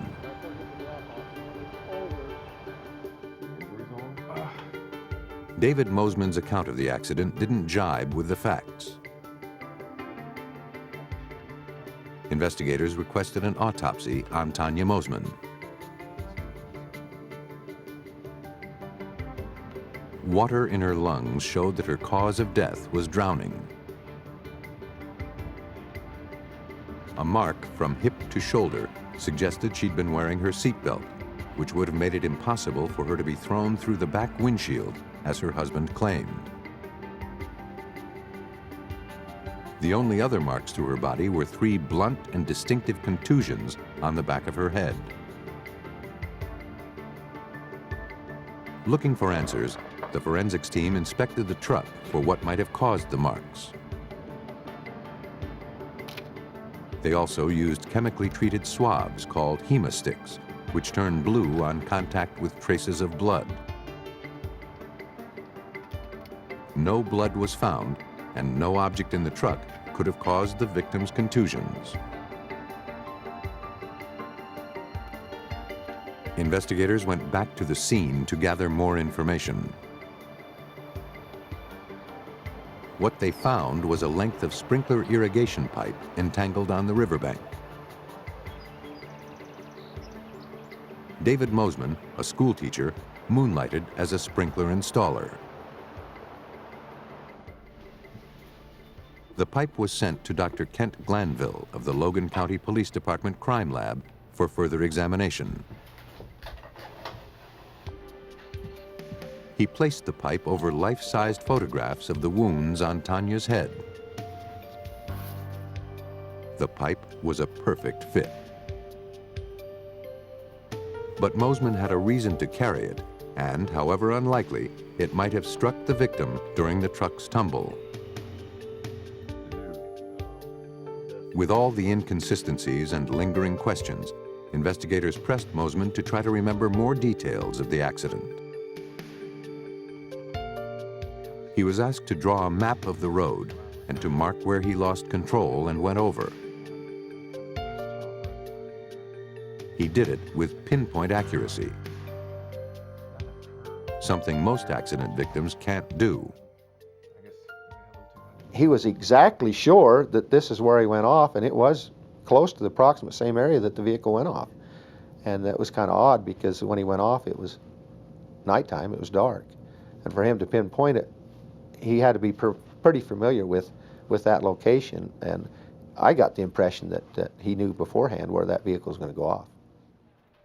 Things that I just don't think anything about. 2 days after the accident, that impression was reinforced when a friend of David Mosman's named Terry contacted police. He said the couple had a difficult marriage and that David was always joking about how he was going to kill Tanya. Chief Prosecutor Jim Jenkins followed the investigation. David told Terry that he didn't want to go through the expense of a divorce. He didn't want to risk losing custody of the two children. And he didn't want to give any of the property or finances that he had accumulated. Now trying to prove that David Mosman had murdered his wife, police began interviewing Tanya's friends. They were well aware of the Mosmans' disintegrating marriage. One friend said that Tanya was often terrified of David. Sometimes he was violent. Mostly they fought over the custody of their two young children. She told investigators that David had recently tried to make Tanya sign a document he'd written, forcing her to relinquish custody of their kids if they divorced. He'd even threatened to kill her if she didn't sign it.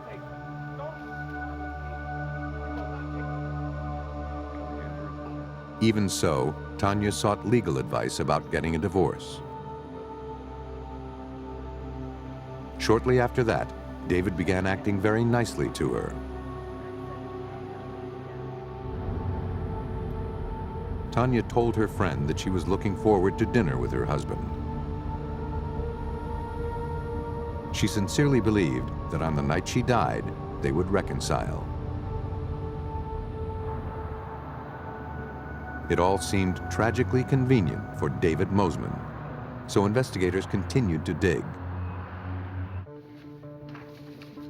They discovered that David had had a $10,000 life insurance policy on his wife for many years. But 9 months before her death, while their marriage was crumbling, he took out additional policies for an additional $100,000. A motive was firmly established, and the circumstances of Tanya's death were suspicious. Still, it could have been an improbable accident. Investigators had to prove that it wasn't. David Mosman said he left his injured wife on the riverbank, but she was found in the middle of the river. Investigators hired hydrological engineer Dr. Dave Tullis to see if that was possible. The deputy wanted me to assess the situation and see if there was any reasonable way that she could have gone from the riverbank where he said he left her to the location in the river in the condition that she was in. Dr. Tullis measured the river's depth, velocity, and direction of the current to calculate if an object as large as a human body could be carried from the bank and deposited at the spot where the victim was found. He determined that the shallow water near the bank couldn't support a body, and even if it could, the speed and direction of the current would carry it along the edge, not to the middle of the river. If she was unconscious, she couldn't move, and the current would not have been able to move her along, and so she would have been found right by the riverbank in the unconscious condition or drowned condition. But she wasn't. She had never been taken to the bank of the river, as her husband had said. David Mosman was arrested for suspicion of murdering his wife. Investigators believe that David Mosman tried to kill Tanya in the premeditated crash. But when she survived, he had to climb down the canyon and finish the job. The motive, apparently, was hatred of his wife, custody of his children, and $110,000 in insurance. For his crimes, David Mosman was sentenced to life in prison. Prisons are filled with people who thought they'd committed the perfect crime. But a murder isn't over once the victim is dead. For investigators, that's just the beginning. They turned to forensic scientists to help bring justice to the victims by exposing a killer's fatal error.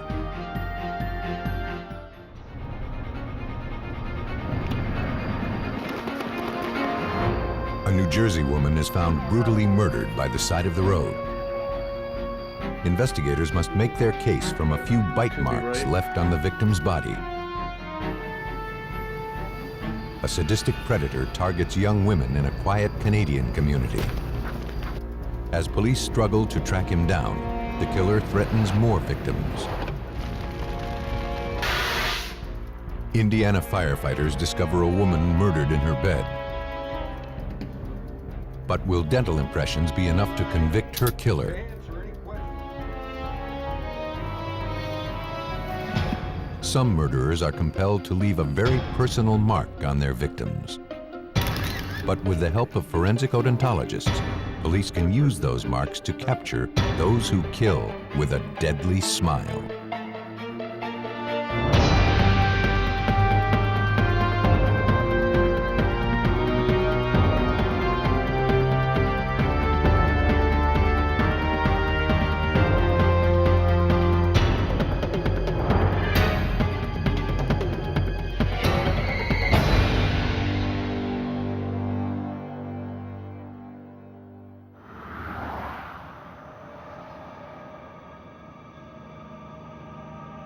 In this episode, some of the names have been changed. Just after midnight on August 12, 1994, police in Woodbridge, New Jersey were dispatched to a remote area just off Route 1.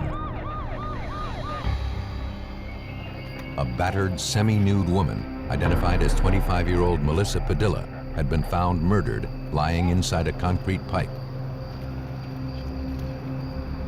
Crime technicians began processing the area for clues. They collected several recently purchased grocery items scattered near the body. They also recovered a blood-stained dollar bill and nearby several cigarette butts, which investigators hoped would yield valuable DNA evidence. The victim's discarded shorts, stained with blood, were found nearby. Inside one of the pockets was a store receipt for several grocery items, time-stamped 11:29 p.m. While evidence technicians continued processing the scene, Melissa's boyfriend, Hector Gonzalez, who had found her body, was brought in for questioning. He couldn't imagine anyone who would want to hurt Melissa, a dedicated mother of 4. Hector said that after putting the kids to bed around 11 p.m., Melissa said she wanted to go to a nearby convenience store to pick up a few things. Hector agreed to watch the kids. She said she would be back within a half hour. Thank you. When she hadn't returned more than an hour later, he became concerned and asked a friend to help look for her. That's when they found Melissa's battered body along Route 1, the path she normally took to go to the store. Hector later agreed to take a polygraph examination. Test results indicated he had nothing to do with Melissa's murder. Though police had no obvious suspects, the motive behind the murder seemed clear.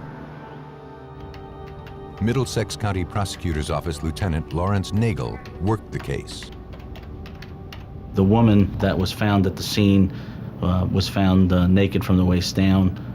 It appeared there was severe trauma to her face area. Initial impressions were that it appeared to be a sexual type of situation. At autopsy, the medical examiner concluded that Melissa Padilla had died of manual strangulation. Her face had been viciously beaten. Though it was clear she had been sexually assaulted, no biological evidence was recovered. More disturbing was the presence of small contusions on the victim's body. The ones found on Melissa's chin appeared to be bite marks.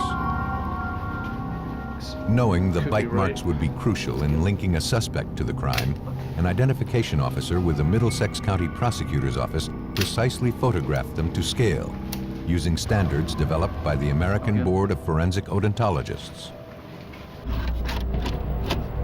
For the bite mark evidence to be useful, investigators had to identify a suspect. Trying to retrace Melissa's movements, investigators retrieved the security camera videotape from the store Melissa had been to just before her death. Melissa was clearly visible, purchasing the items found near her body. The amount of change she was seen receiving was the same amount found in her pocket. But no one who appeared in the video looked suspicious. Analysis of the items recovered from the crime scene had little else to offer. Though DNA was found on the cigarette butts, investigators had no way to determine who had left them there or when. And all of the blood that was collected belonged to Melissa. A meticulous search for any suspect fingerprints turned up nothing. Despite the lack of clues to the killer's identity, the bite marks he left behind gave investigators a glimpse into his violent mind. Assistant Prosecutor Thomas Capsack of the Middlesex County Prosecutor's Office worked the case. The nature of the crime suggested anger. The victim was really brutalized. There had to be a lot of pain involved, and we eventually concluded that the bite mark on the chin occurred while he was looking into her eyes while he was causing pain. Police began focusing their attention on sex offenders known to be living in the area. A state prison facility housing such offenders was located just a few miles from the crime scene. And several inmates had recently been released. Investigators tracked each one of them down. All denied knowledge of Melissa Padilla's murder. And all were eventually cleared by polygraph examinations. Investigators scoured dozens of homicide cases looking for one with a similar MO. But despite their efforts, 8 months passed with no progress in the investigation of Melissa Padilla's murder. But in April 1995, investigators received a call from the Maine State Police. Authorities there were requesting background information on a Woodbridge, New Jersey resident, 31-year-old Stephen Fortin, who was in their custody for sexually assaulting a female Maine State Trooper. For Lieutenant Nagel, the details of the assault sounded eerily familiar. It was revealed during a conversation with the Maine State Police that the trooper during the assault by Stephen Fortin was bitten in the same immediate areas that Melissa Padilla was bitten on. Hoping this was the break they had been waiting for, investigators traveled to Maine to speak with the trooper, who was still recovering in the hospital. Investigators immediately noticed that the trooper had sustained bite marks on her chin, the same spot where Melissa Padilla had been bitten. The off-duty trooper said she saw a car parked on the side of the road, facing oncoming traffic. Open the window! Concerned, she pulled over. You having trouble with your car tonight? The driver claimed to be having mechanical problems, Okay, I need you to but step the out of trooper the car noticed a shop. strong alcohol smell. Okay, stand right there. Okay, don't move. Don't move. Okay. She administered a breathalyzer test, which confirmed that the man was intoxicated. As the trooper radioed into the station for backup, the man suddenly attacked her from behind and knocked her unconscious. When she came to, she was in the passenger seat of her patrol car. She was in a great deal of pain and suddenly realized she had been sexually assaulted while unconscious. Believing the assailant was planning to kill her, the trooper jumped out of the car. The driver continued on. The next thing she remembered was waking up in the hospital. Her assailant, Stephen Fortin, was taken into custody less than an hour later. After examining and photographing the trooper's injuries, one thing became clear. The assault on the state trooper and the murder of Melissa Padilla bore the same ritualistic signature. Ritual involves getting sexual gratification from the crime you commit. The signature in our case really was the ritual, and that is the beating to the eyes and the nose, the bite mark on the chin. Come over here and check For this out. investigators, the similar MO of the two assaults had to be more than just a coincidence. New Jersey police went to the jail in Kennebec County, Maine, to question Fortin about the Melissa Padilla homicide. Though Fortin admitted to living in Woodbridge, New Jersey at the time, he insisted he didn't know anyone named Melissa Padilla and denied any knowledge of her murder. He also denied ever being in the area along Route 1, where Melissa's body was found.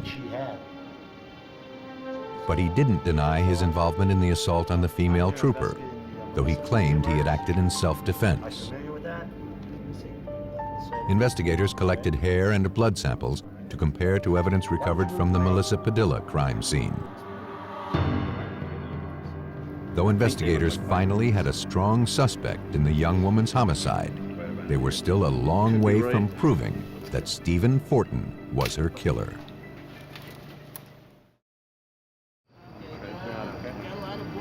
With only bite mark evidence to work with, police in Woodbridge, New Jersey struggled to solve the brutal murder of Melissa Padilla, a 25-year-old mother of 4. Why did you move to Maine? After several months with no leads, police learned of a similar assault more than 300 miles away in Maine. And the suspect in that case, Stephen Fortin, had recently moved there from Woodbridge. While waiting for DNA analysis, New Jersey authorities interviewed Fortin's friends and associates. They located an ex-girlfriend who still lived in Woodbridge. She had plenty to say about Steve Fortin. She said their turbulent 4-month relationship suddenly came to a violent halt after Fortin assaulted her during an argument they had while taking a walk along Route 1. She added that after their fight, Fortin returned to apologize. The girlfriend noticed cuts and scratches on Fortin's face and hands. Fortin explained that he feared she had called the police, and he fled through the woods to avoid them. She believed the incident had taken place on August 12th. Not only was that the night Melissa was murdered, but the girlfriend had put Fortin on Route 1, an area he previously claimed he had never been to. Though investigators were now convinced that Fortin was Melissa Padilla's killer, DNA analysis on the cigarette butt found near her body was inconclusive. Examiners analyzed all of the evidence found at the crime scene again, hoping something may have been overlooked. But nothing was found. For Identification Officer Jim O'Brien, it was clear that the bite marks would be the crucial link connecting Stephen Fortin to Melissa's murder. The DNA results were inconclusive. We had no hairs or fibers from Stephen Fortin found on the victim's body, and I never developed any fingerprints on any of the evidence that came back to anyone except the victim herself. Therefore, the photographs of the bite marks on the victim's body were very, very important in terms of physical evidence and in terms of putting Stephen Fortin at this crime scene. In April 1995, Stephen Fortin was taken to the office of Dr. Brian Morin, a dentist in Waterville, Maine. To prove Fortin had made the bite marks on Melissa's body, investigators first needed models detailing every unique feature of his teeth. First, photographs of the suspect's teeth are taken using a millimeter ruler, so examiners can accurately determine the scale of the photos for later comparisons to pictures of the victim's injuries. Then, impressions of the upper and lower teeth are taken using a substance called dental stone, a material similar to plaster. After the molds are allowed to harden, Morin then grinds them down to remove excess material, allowing examiners to clearly see the unique features of the teeth. The molds of the suspect's teeth, in addition to life-size photographs of the bite mark injuries, are all examiners need to perform the analysis. Dr. Tom Richardson, a forensic odontologist in Portland, Maine, explains the process. The molds of teeth are the casts. They are the likeness of the individual's teeth in size and in shape. The photos are from the individual or medium that was bitten, and they are life-size as well. We take the casts, put an overlay, go up against the marks on the photo, and we either are going to have a match if the photos are good and the marks are there, or we're not going to. Using a computer program, examiners demonstrated how the casts made of Stephen Fortin's teeth lined up perfectly with the bite marks on the victim's chin. The spacing between Fortin's teeth, the dimensions of the arches of his bite, and the unique details of his teeth were all consistent with the injuries on both victims. Detectives now had the physical proof they needed to charge Stephen Fortin with the murder of Melissa Padilla. Police believe that Stephen Fortin chanced upon Melissa as she returned from the convenience store. Still enraged by the argument with his girlfriend, Fortin brutally beat, bit, and sexually assaulted her before finally strangling her to death. In February 2001, he was sentenced to death in New Jersey for the murder and aggravated sexual assault of Melissa Padilla. He also pled guilty to charges stemming from the beating and sexual assault on the Maine state trooper. he received the maximum 20-year sentence. Stephen Fortin found gratification in a brutal ritual. But 3,000 miles away in Canada, in a quiet suburb of Vancouver, one killer took perverse satisfaction from taunting the detectives on his trail. Abbotsford, British Columbia, Canada, October 14, 1995.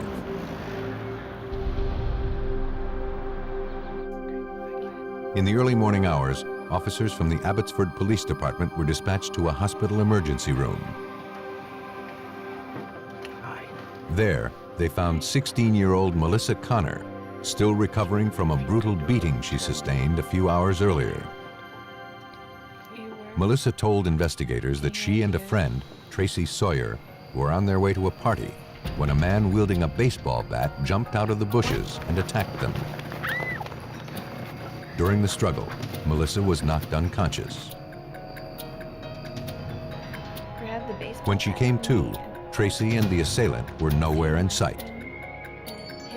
Though her recollection of the attack was still a bit hazy, Melissa was certain she had never seen the man before. Investigators rushed to the scene of the assault to search for Tracy. But only one item found at the scene suggested that a struggle had taken place. A single hoop earring that belonged to the missing teenager. Inspector Rod Gale of the Abbotsford Police Department hoped a canvass of the neighborhood would yield information. There were witnesses in the area of the crime scene, but the witnesses that we established there had only heard screams in the early hours of the morning, and no one had actually seen anything. Okay. Investigators feared that the 16-year-old Tracy Sawyer had been abducted, or worse. And with no suspects to pursue, they knew that time was working against them. A description of the missing teenager and details of the assault were distributed to all area law enforcement agencies.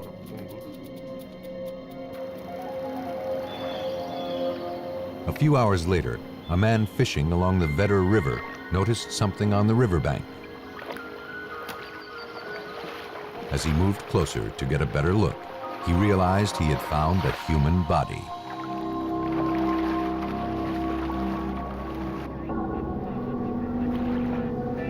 Officers of the Royal Canadian Mounted Police who responded to the scene found that the young female victim had been savagely beaten and raped. Police scoured the shoreline for clues that could help them identify the young woman and her killer. But they found nothing. Still, officers of the Royal Canadian Mounted Police believed this was the missing Abbotsford girl. Sergeant Kevin McLeod. The obvious connection to me to the Abbotsford case was the fact that Abbotsford had a missing girl and we had a dead girl. And this is close vicinity of the two communities. Dental records confirmed that the woman found at the Vedder River was Tracy Sawyer. The medical examiner confirmed that the young woman had been raped. He also noted massive blunt force trauma to her head. But that wasn't what killed her. The official cause of death was ruled a drowning. The only clues to the killer's identity were bite marks on the victim's torso. The impressions were carefully photographed and preserved as evidence. The photos were sent to the Bureau of Legal Dentistry Laboratory in Vancouver. There, Dr. David Sweet, a recognized expert in forensic odontology, examined the evidence. After studying the bite mark injuries, he realized there was the potential for additional evidence to be obtained. A new technique was available for recovering saliva from a bite mark, and we could even determine if DNA was available from the saliva and then possibly match that back to the suspect when and if one was made available. The theory behind the technique, referred to as double swabbing, is that saliva from the suspect's mouth is transferred into the bite marks left on the victim. As demonstrated here, Dr. Sweet first dampens a sterile swab with distilled water, then wipes it across the impressions, rehydrating any saliva cells in the bite marks. Then, he applies a second dry swab to the wounds, which will act as a sponge and collect the rehydrated cells that contain the suspect's DNA. Dr. Sweet performed the procedure on the teeth impressions found on Tracy Sawyer. And though she had been submerged in water for some time, he was confident the double swabbing technique would yield DNA evidence. Despite the fact that the body had been in water, the saliva is sticky enough in order to remain there, and if you can use some methods to collect that evidence that's there, even in trace forms, you'll have enough to test and to analyze. The procedure was successful. Minute traces of the killer's DNA was collected. But for that evidence to be useful, investigators would now have to find a way to identify a suspect.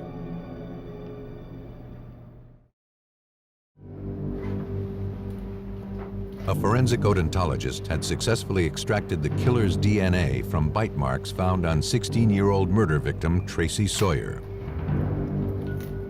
But for the evidence to be useful, police in Abbotsford, British Columbia, now had to identify a suspect. They turned to the victim's parents for information. The couple said that the last time they saw Tracy was shortly before the assault. She and her friend, Melissa Connor, were leaving for a party at a neighborhood friend's house. They promised not to be out too late. Tracy seemed upbeat and excited about the party. That night she looked so happy. The couple couldn't think of a single person who would want to hurt their beautiful young daughter. In addition to releasing limited details of the investigation to the media, police also set up a tip line for potential witnesses to call with information. Soon after, a call came in. The man on the other end claimed to be Tracy's killer. He described in detail the bite mark found on the victim's body. The only people that would know about it were the people at the autopsy, the doctors, the policemen attending the autopsy, and the immediate core team of the investigation. So it had to be the individual that had intimate knowledge of the crime scene to know about that bite mark. Police traced the call to a nearby payphone and rushed to the scene.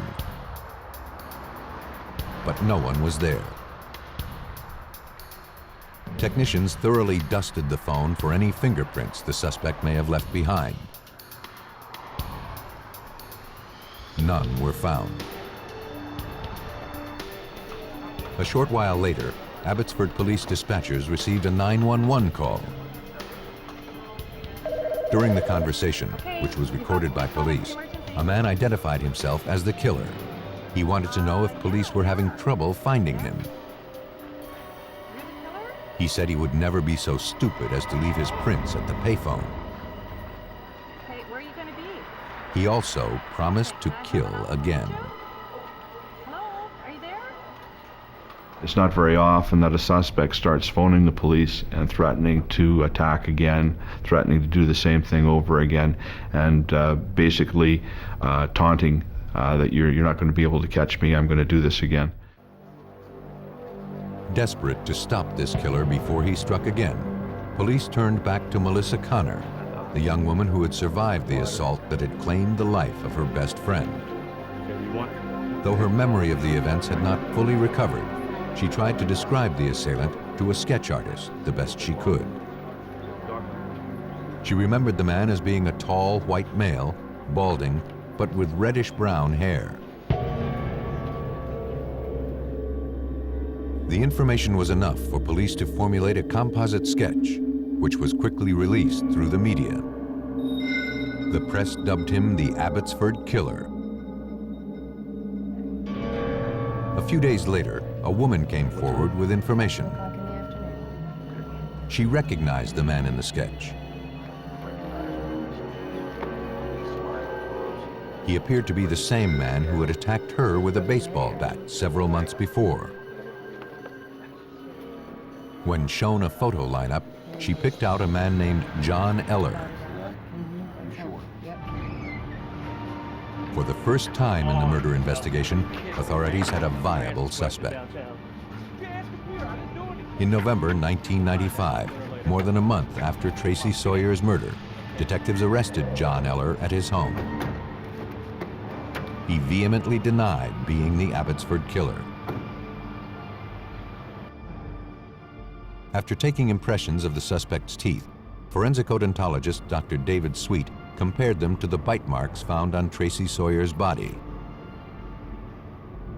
But investigators would be frustrated by the results of his analysis. It became obvious very quickly that the spacing and the shapes of his teeth were much different than the teeth that would be necessary to cause this bite mark. And DNA samples from the suspect did not match the DNA Dr. Sweet had extracted from the bite marks. John Eller was eventually cleared as a suspect in Tracy's murder. Soon after, the taunting phone calls from the Abbotsford Killer resumed. Frustrated, authorities came up with a plan. Convinced that someone somewhere knew the killer, they decided to release the recordings of the Abbotsford Killer's taunting phone calls made to police. The general public were able to hear a large variety of voice characteristics of the individual that was calling us, and that was our goal. We also had that tape on a callback line at the police office, so anybody could call a designated number and just listen to the tape. They didn't have to talk to a police officer, they could just phone and listen to the tape over and over again. The plan appeared to be a success. A woman who listened to the recordings came forward. She recognized the voice. Detectives played the tape for her again. She told them it sounded like a man named Terry Driver. So you're positive that's your son? She knew the voice, she said, because Terry Driver was her son. And she knew that he owned a police scanner and listened to it often at his home. Detectives quickly began checking Driver's background. Though he had no criminal record, the 32-year-old printer lived with his wife and 2 kids in the same neighborhood where the taunting phone calls had originated. Terry Driver was brought in for questioning. Though Driver adamantly denied being the Abbotsford Killer, detectives collected hair and saliva for DNA analysis. Photographs and wax casts of Driver's teeth were also taken. At the Bureau of Legal Dentistry in Vancouver, Dr. Sweet looked for similarities between Driver's dental evidence and bite marks found on Tracy Sawyer's body. I produced a clear overlay with the biting edges of his teeth recorded on it at life size, and then compared that to the photographs that were enlarged to life size also. Dr. Sweet identified several unique characteristics in the suspect's bite that convinced him that Terry Driver's teeth were consistent with the bite marks on Tracy Sawyer's body. He had some chipped teeth as well as some crowding or rotations of teeth so that they were out of position and not where you would normally find them. This made his teeth unique from everybody else's, and those features were recorded in the bite mark also. But the irrefutable proof came from the DNA analysis. Terry Driver's DNA profile matched the profile of the DNA Dr. Sweet had extracted from the bite mark injuries. Dr. Sweet's double swabbing technique helped police clinch their case against a sadistic killer. To answer any questions now without your lawyer present. Terry Driver was arrested and charged with the murder of 16-year-old Tracy Sawyer and the attempted murder of her friend, Melissa Connor. Based on the evidence, Abbotsford police believe Terry Driver was a sick predator driven by an insatiable need for attention. On October 14, 1995, that craving exploded into violence. As Melissa Connor and Tracy Sawyer made their way to a nearby party, Driver attacked them without warning. After viciously raping and killing Tracy, Driver set out to taunt police and to prove that he was invincible. In October of 1997, Terry Driver was convicted of the sexual assault slaying of Tracy Sawyer and sentenced to life in prison. He received an additional 10 years for the attempted murder of Melissa Connor. Terry Driver was compelled to call attention to his crimes. But in Indiana, another murderer went to great lengths to conceal his guilt. On October 6, 1990, at 11:37 p.m., firefighters in Shelbyville, Indiana, responded to a blaze at a nearby apartment complex. The fire was coming from the bedroom of 42-year-old Shirley Sturgill, a tenant who lived on the second floor.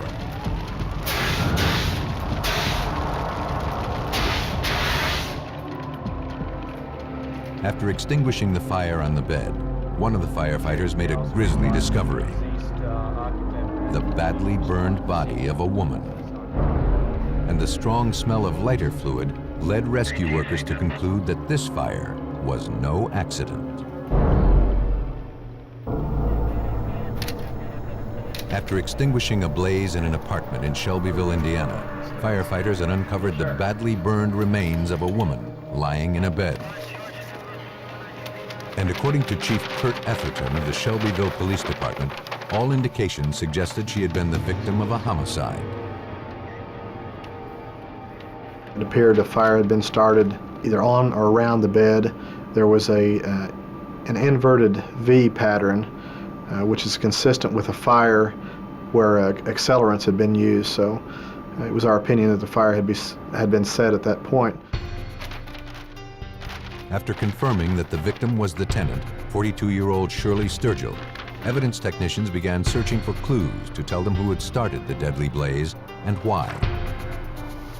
Several latent prints were located and preserved as evidence. But later analysis revealed they all belonged to the victim. Investigators also collected 2 different brands of cigarette butts.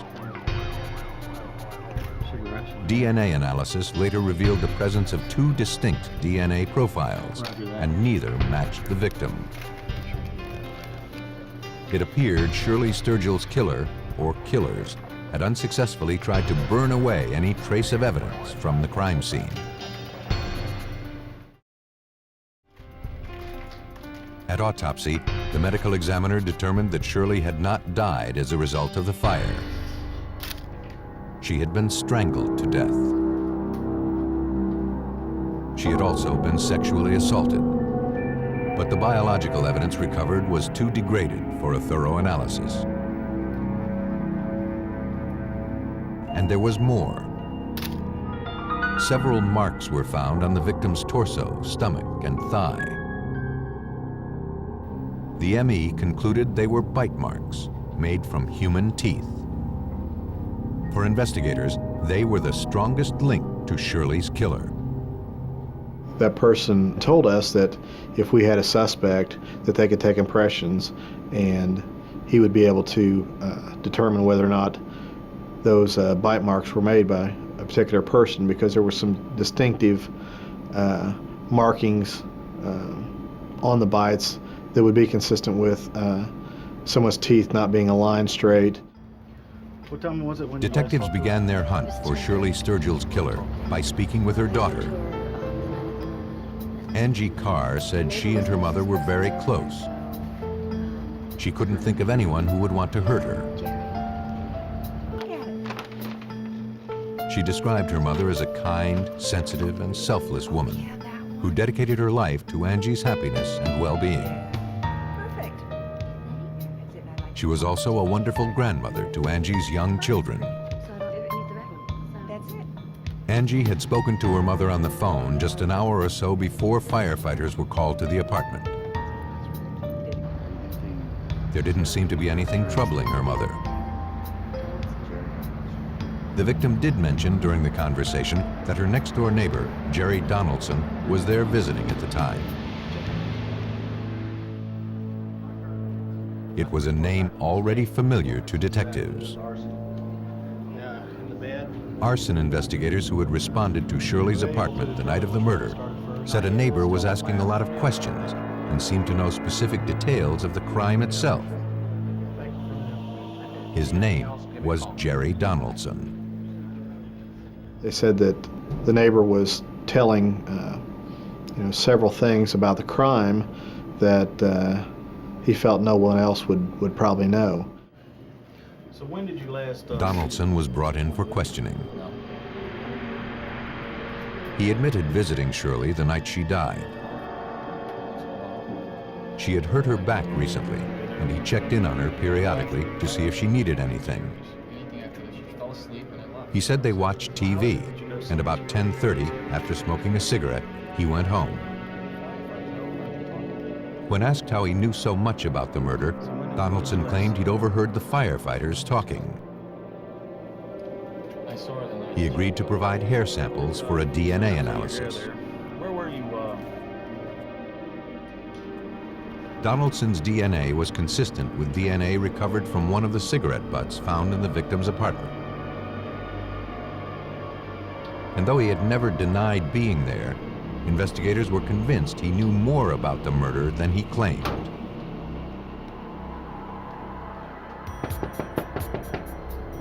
On October 24th, nearly 3 weeks after Shirley Sturgill's murder, police arrested Jerry Donaldson on suspicion of murder. They also obtained a court order requiring impressions of his teeth to be made. A forensic odontologist overlaid impressions of the suspect's teeth over photographs of Shirley Sturgill's bite mark injuries. Though they didn't line up perfectly, the examiner felt that the two were consistent. But the suspect's lawyers saw to it that Donaldson would never stand trial for murder. The defense team hired, I think, 2 different odontologists from other parts of the country who had differing opinions than the odontologists we used. The prosecutor and his staff sat down with the defense team and went over the discrepancies, which eventually led to the release of the suspect. For Shelbyville detectives, the setback was frustrating.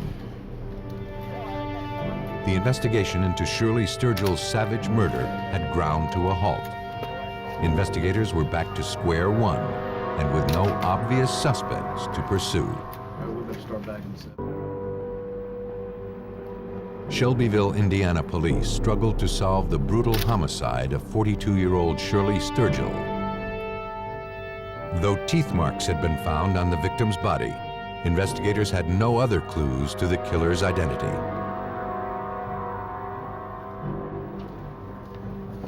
A year after the homicide, the case was turned over to Captain Bill Dwenger. One of the things that struck me as odd, it was the amount of anger or rage that was built up inside someone that could inflict these type of injuries on another human being. After re-examining dozens of witness statements taken over the previous year, Dwenger noticed that several people had commented that Shirley and her son-in-law had not gotten along. Though that didn't seem so unusual, investigators decided to talk with Shirley's daughter Angie again, and to her husband, John Del Carr. Could I just get a copy of the... We're here investigating the murder. John Del Carr was upfront about his feelings for his mother-in-law. He didn't like her, and they argued often. Mostly about Shirley's constant interfering with his marriage. He said that on the night of the murder, he was with an old army buddy who was visiting from out of town. He hadn't seen Shirley that day. Angie corroborated her husband's alibi. Though John Del Carr was still considered a suspect, police had no evidence against him. Okay, I think you need to get on that. But a month later, detectives learned that John Del Carr had been arrested for murdering a young woman in nearby Hamilton County, Indiana. Though no bite marks were left on this victim, she had been sexually assaulted and strangled to death. The same MO as the murder of Shirley Sturgill. Yeah, I did the girl in Hamilton. That's what I'm in here. Shelbyville detectives drove to the state prison to speak with John Del Carr and obtain potential evidence. But the suspect was uncooperative and refused to answer any questions. Investigators ultimately collected hair and blood samples for DNA comparisons with evidence recovered from Shirley's apartment.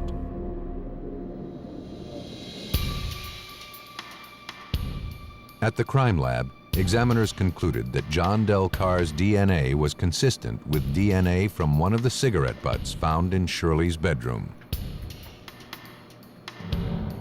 John Del Carr had been at the victim's apartment, something he previously denied. Though it was strong circumstantial evidence, it didn't prove that he was the killer. There was only one way investigators could make their case. They needed impressions of John Del Carr's teeth to compare to the bite marks found on Shirley Sturgill's body. Taken care of.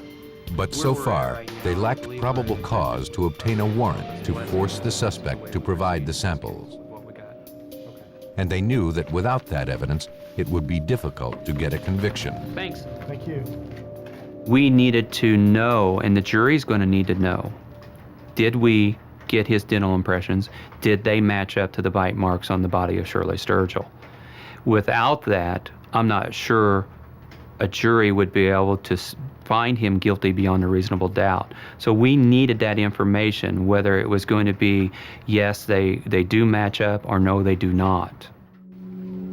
On August 3rd, 1994, almost 4 years after the murder, investigators finally got a break.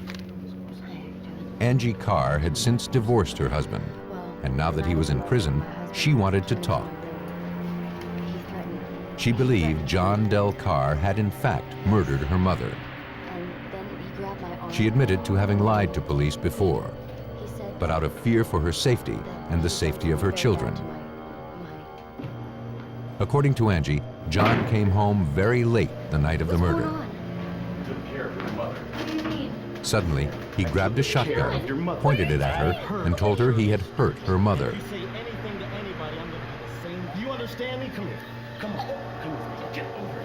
He dragged her to the room where her children were sleeping and threatened to kill her and them if she ever said anything.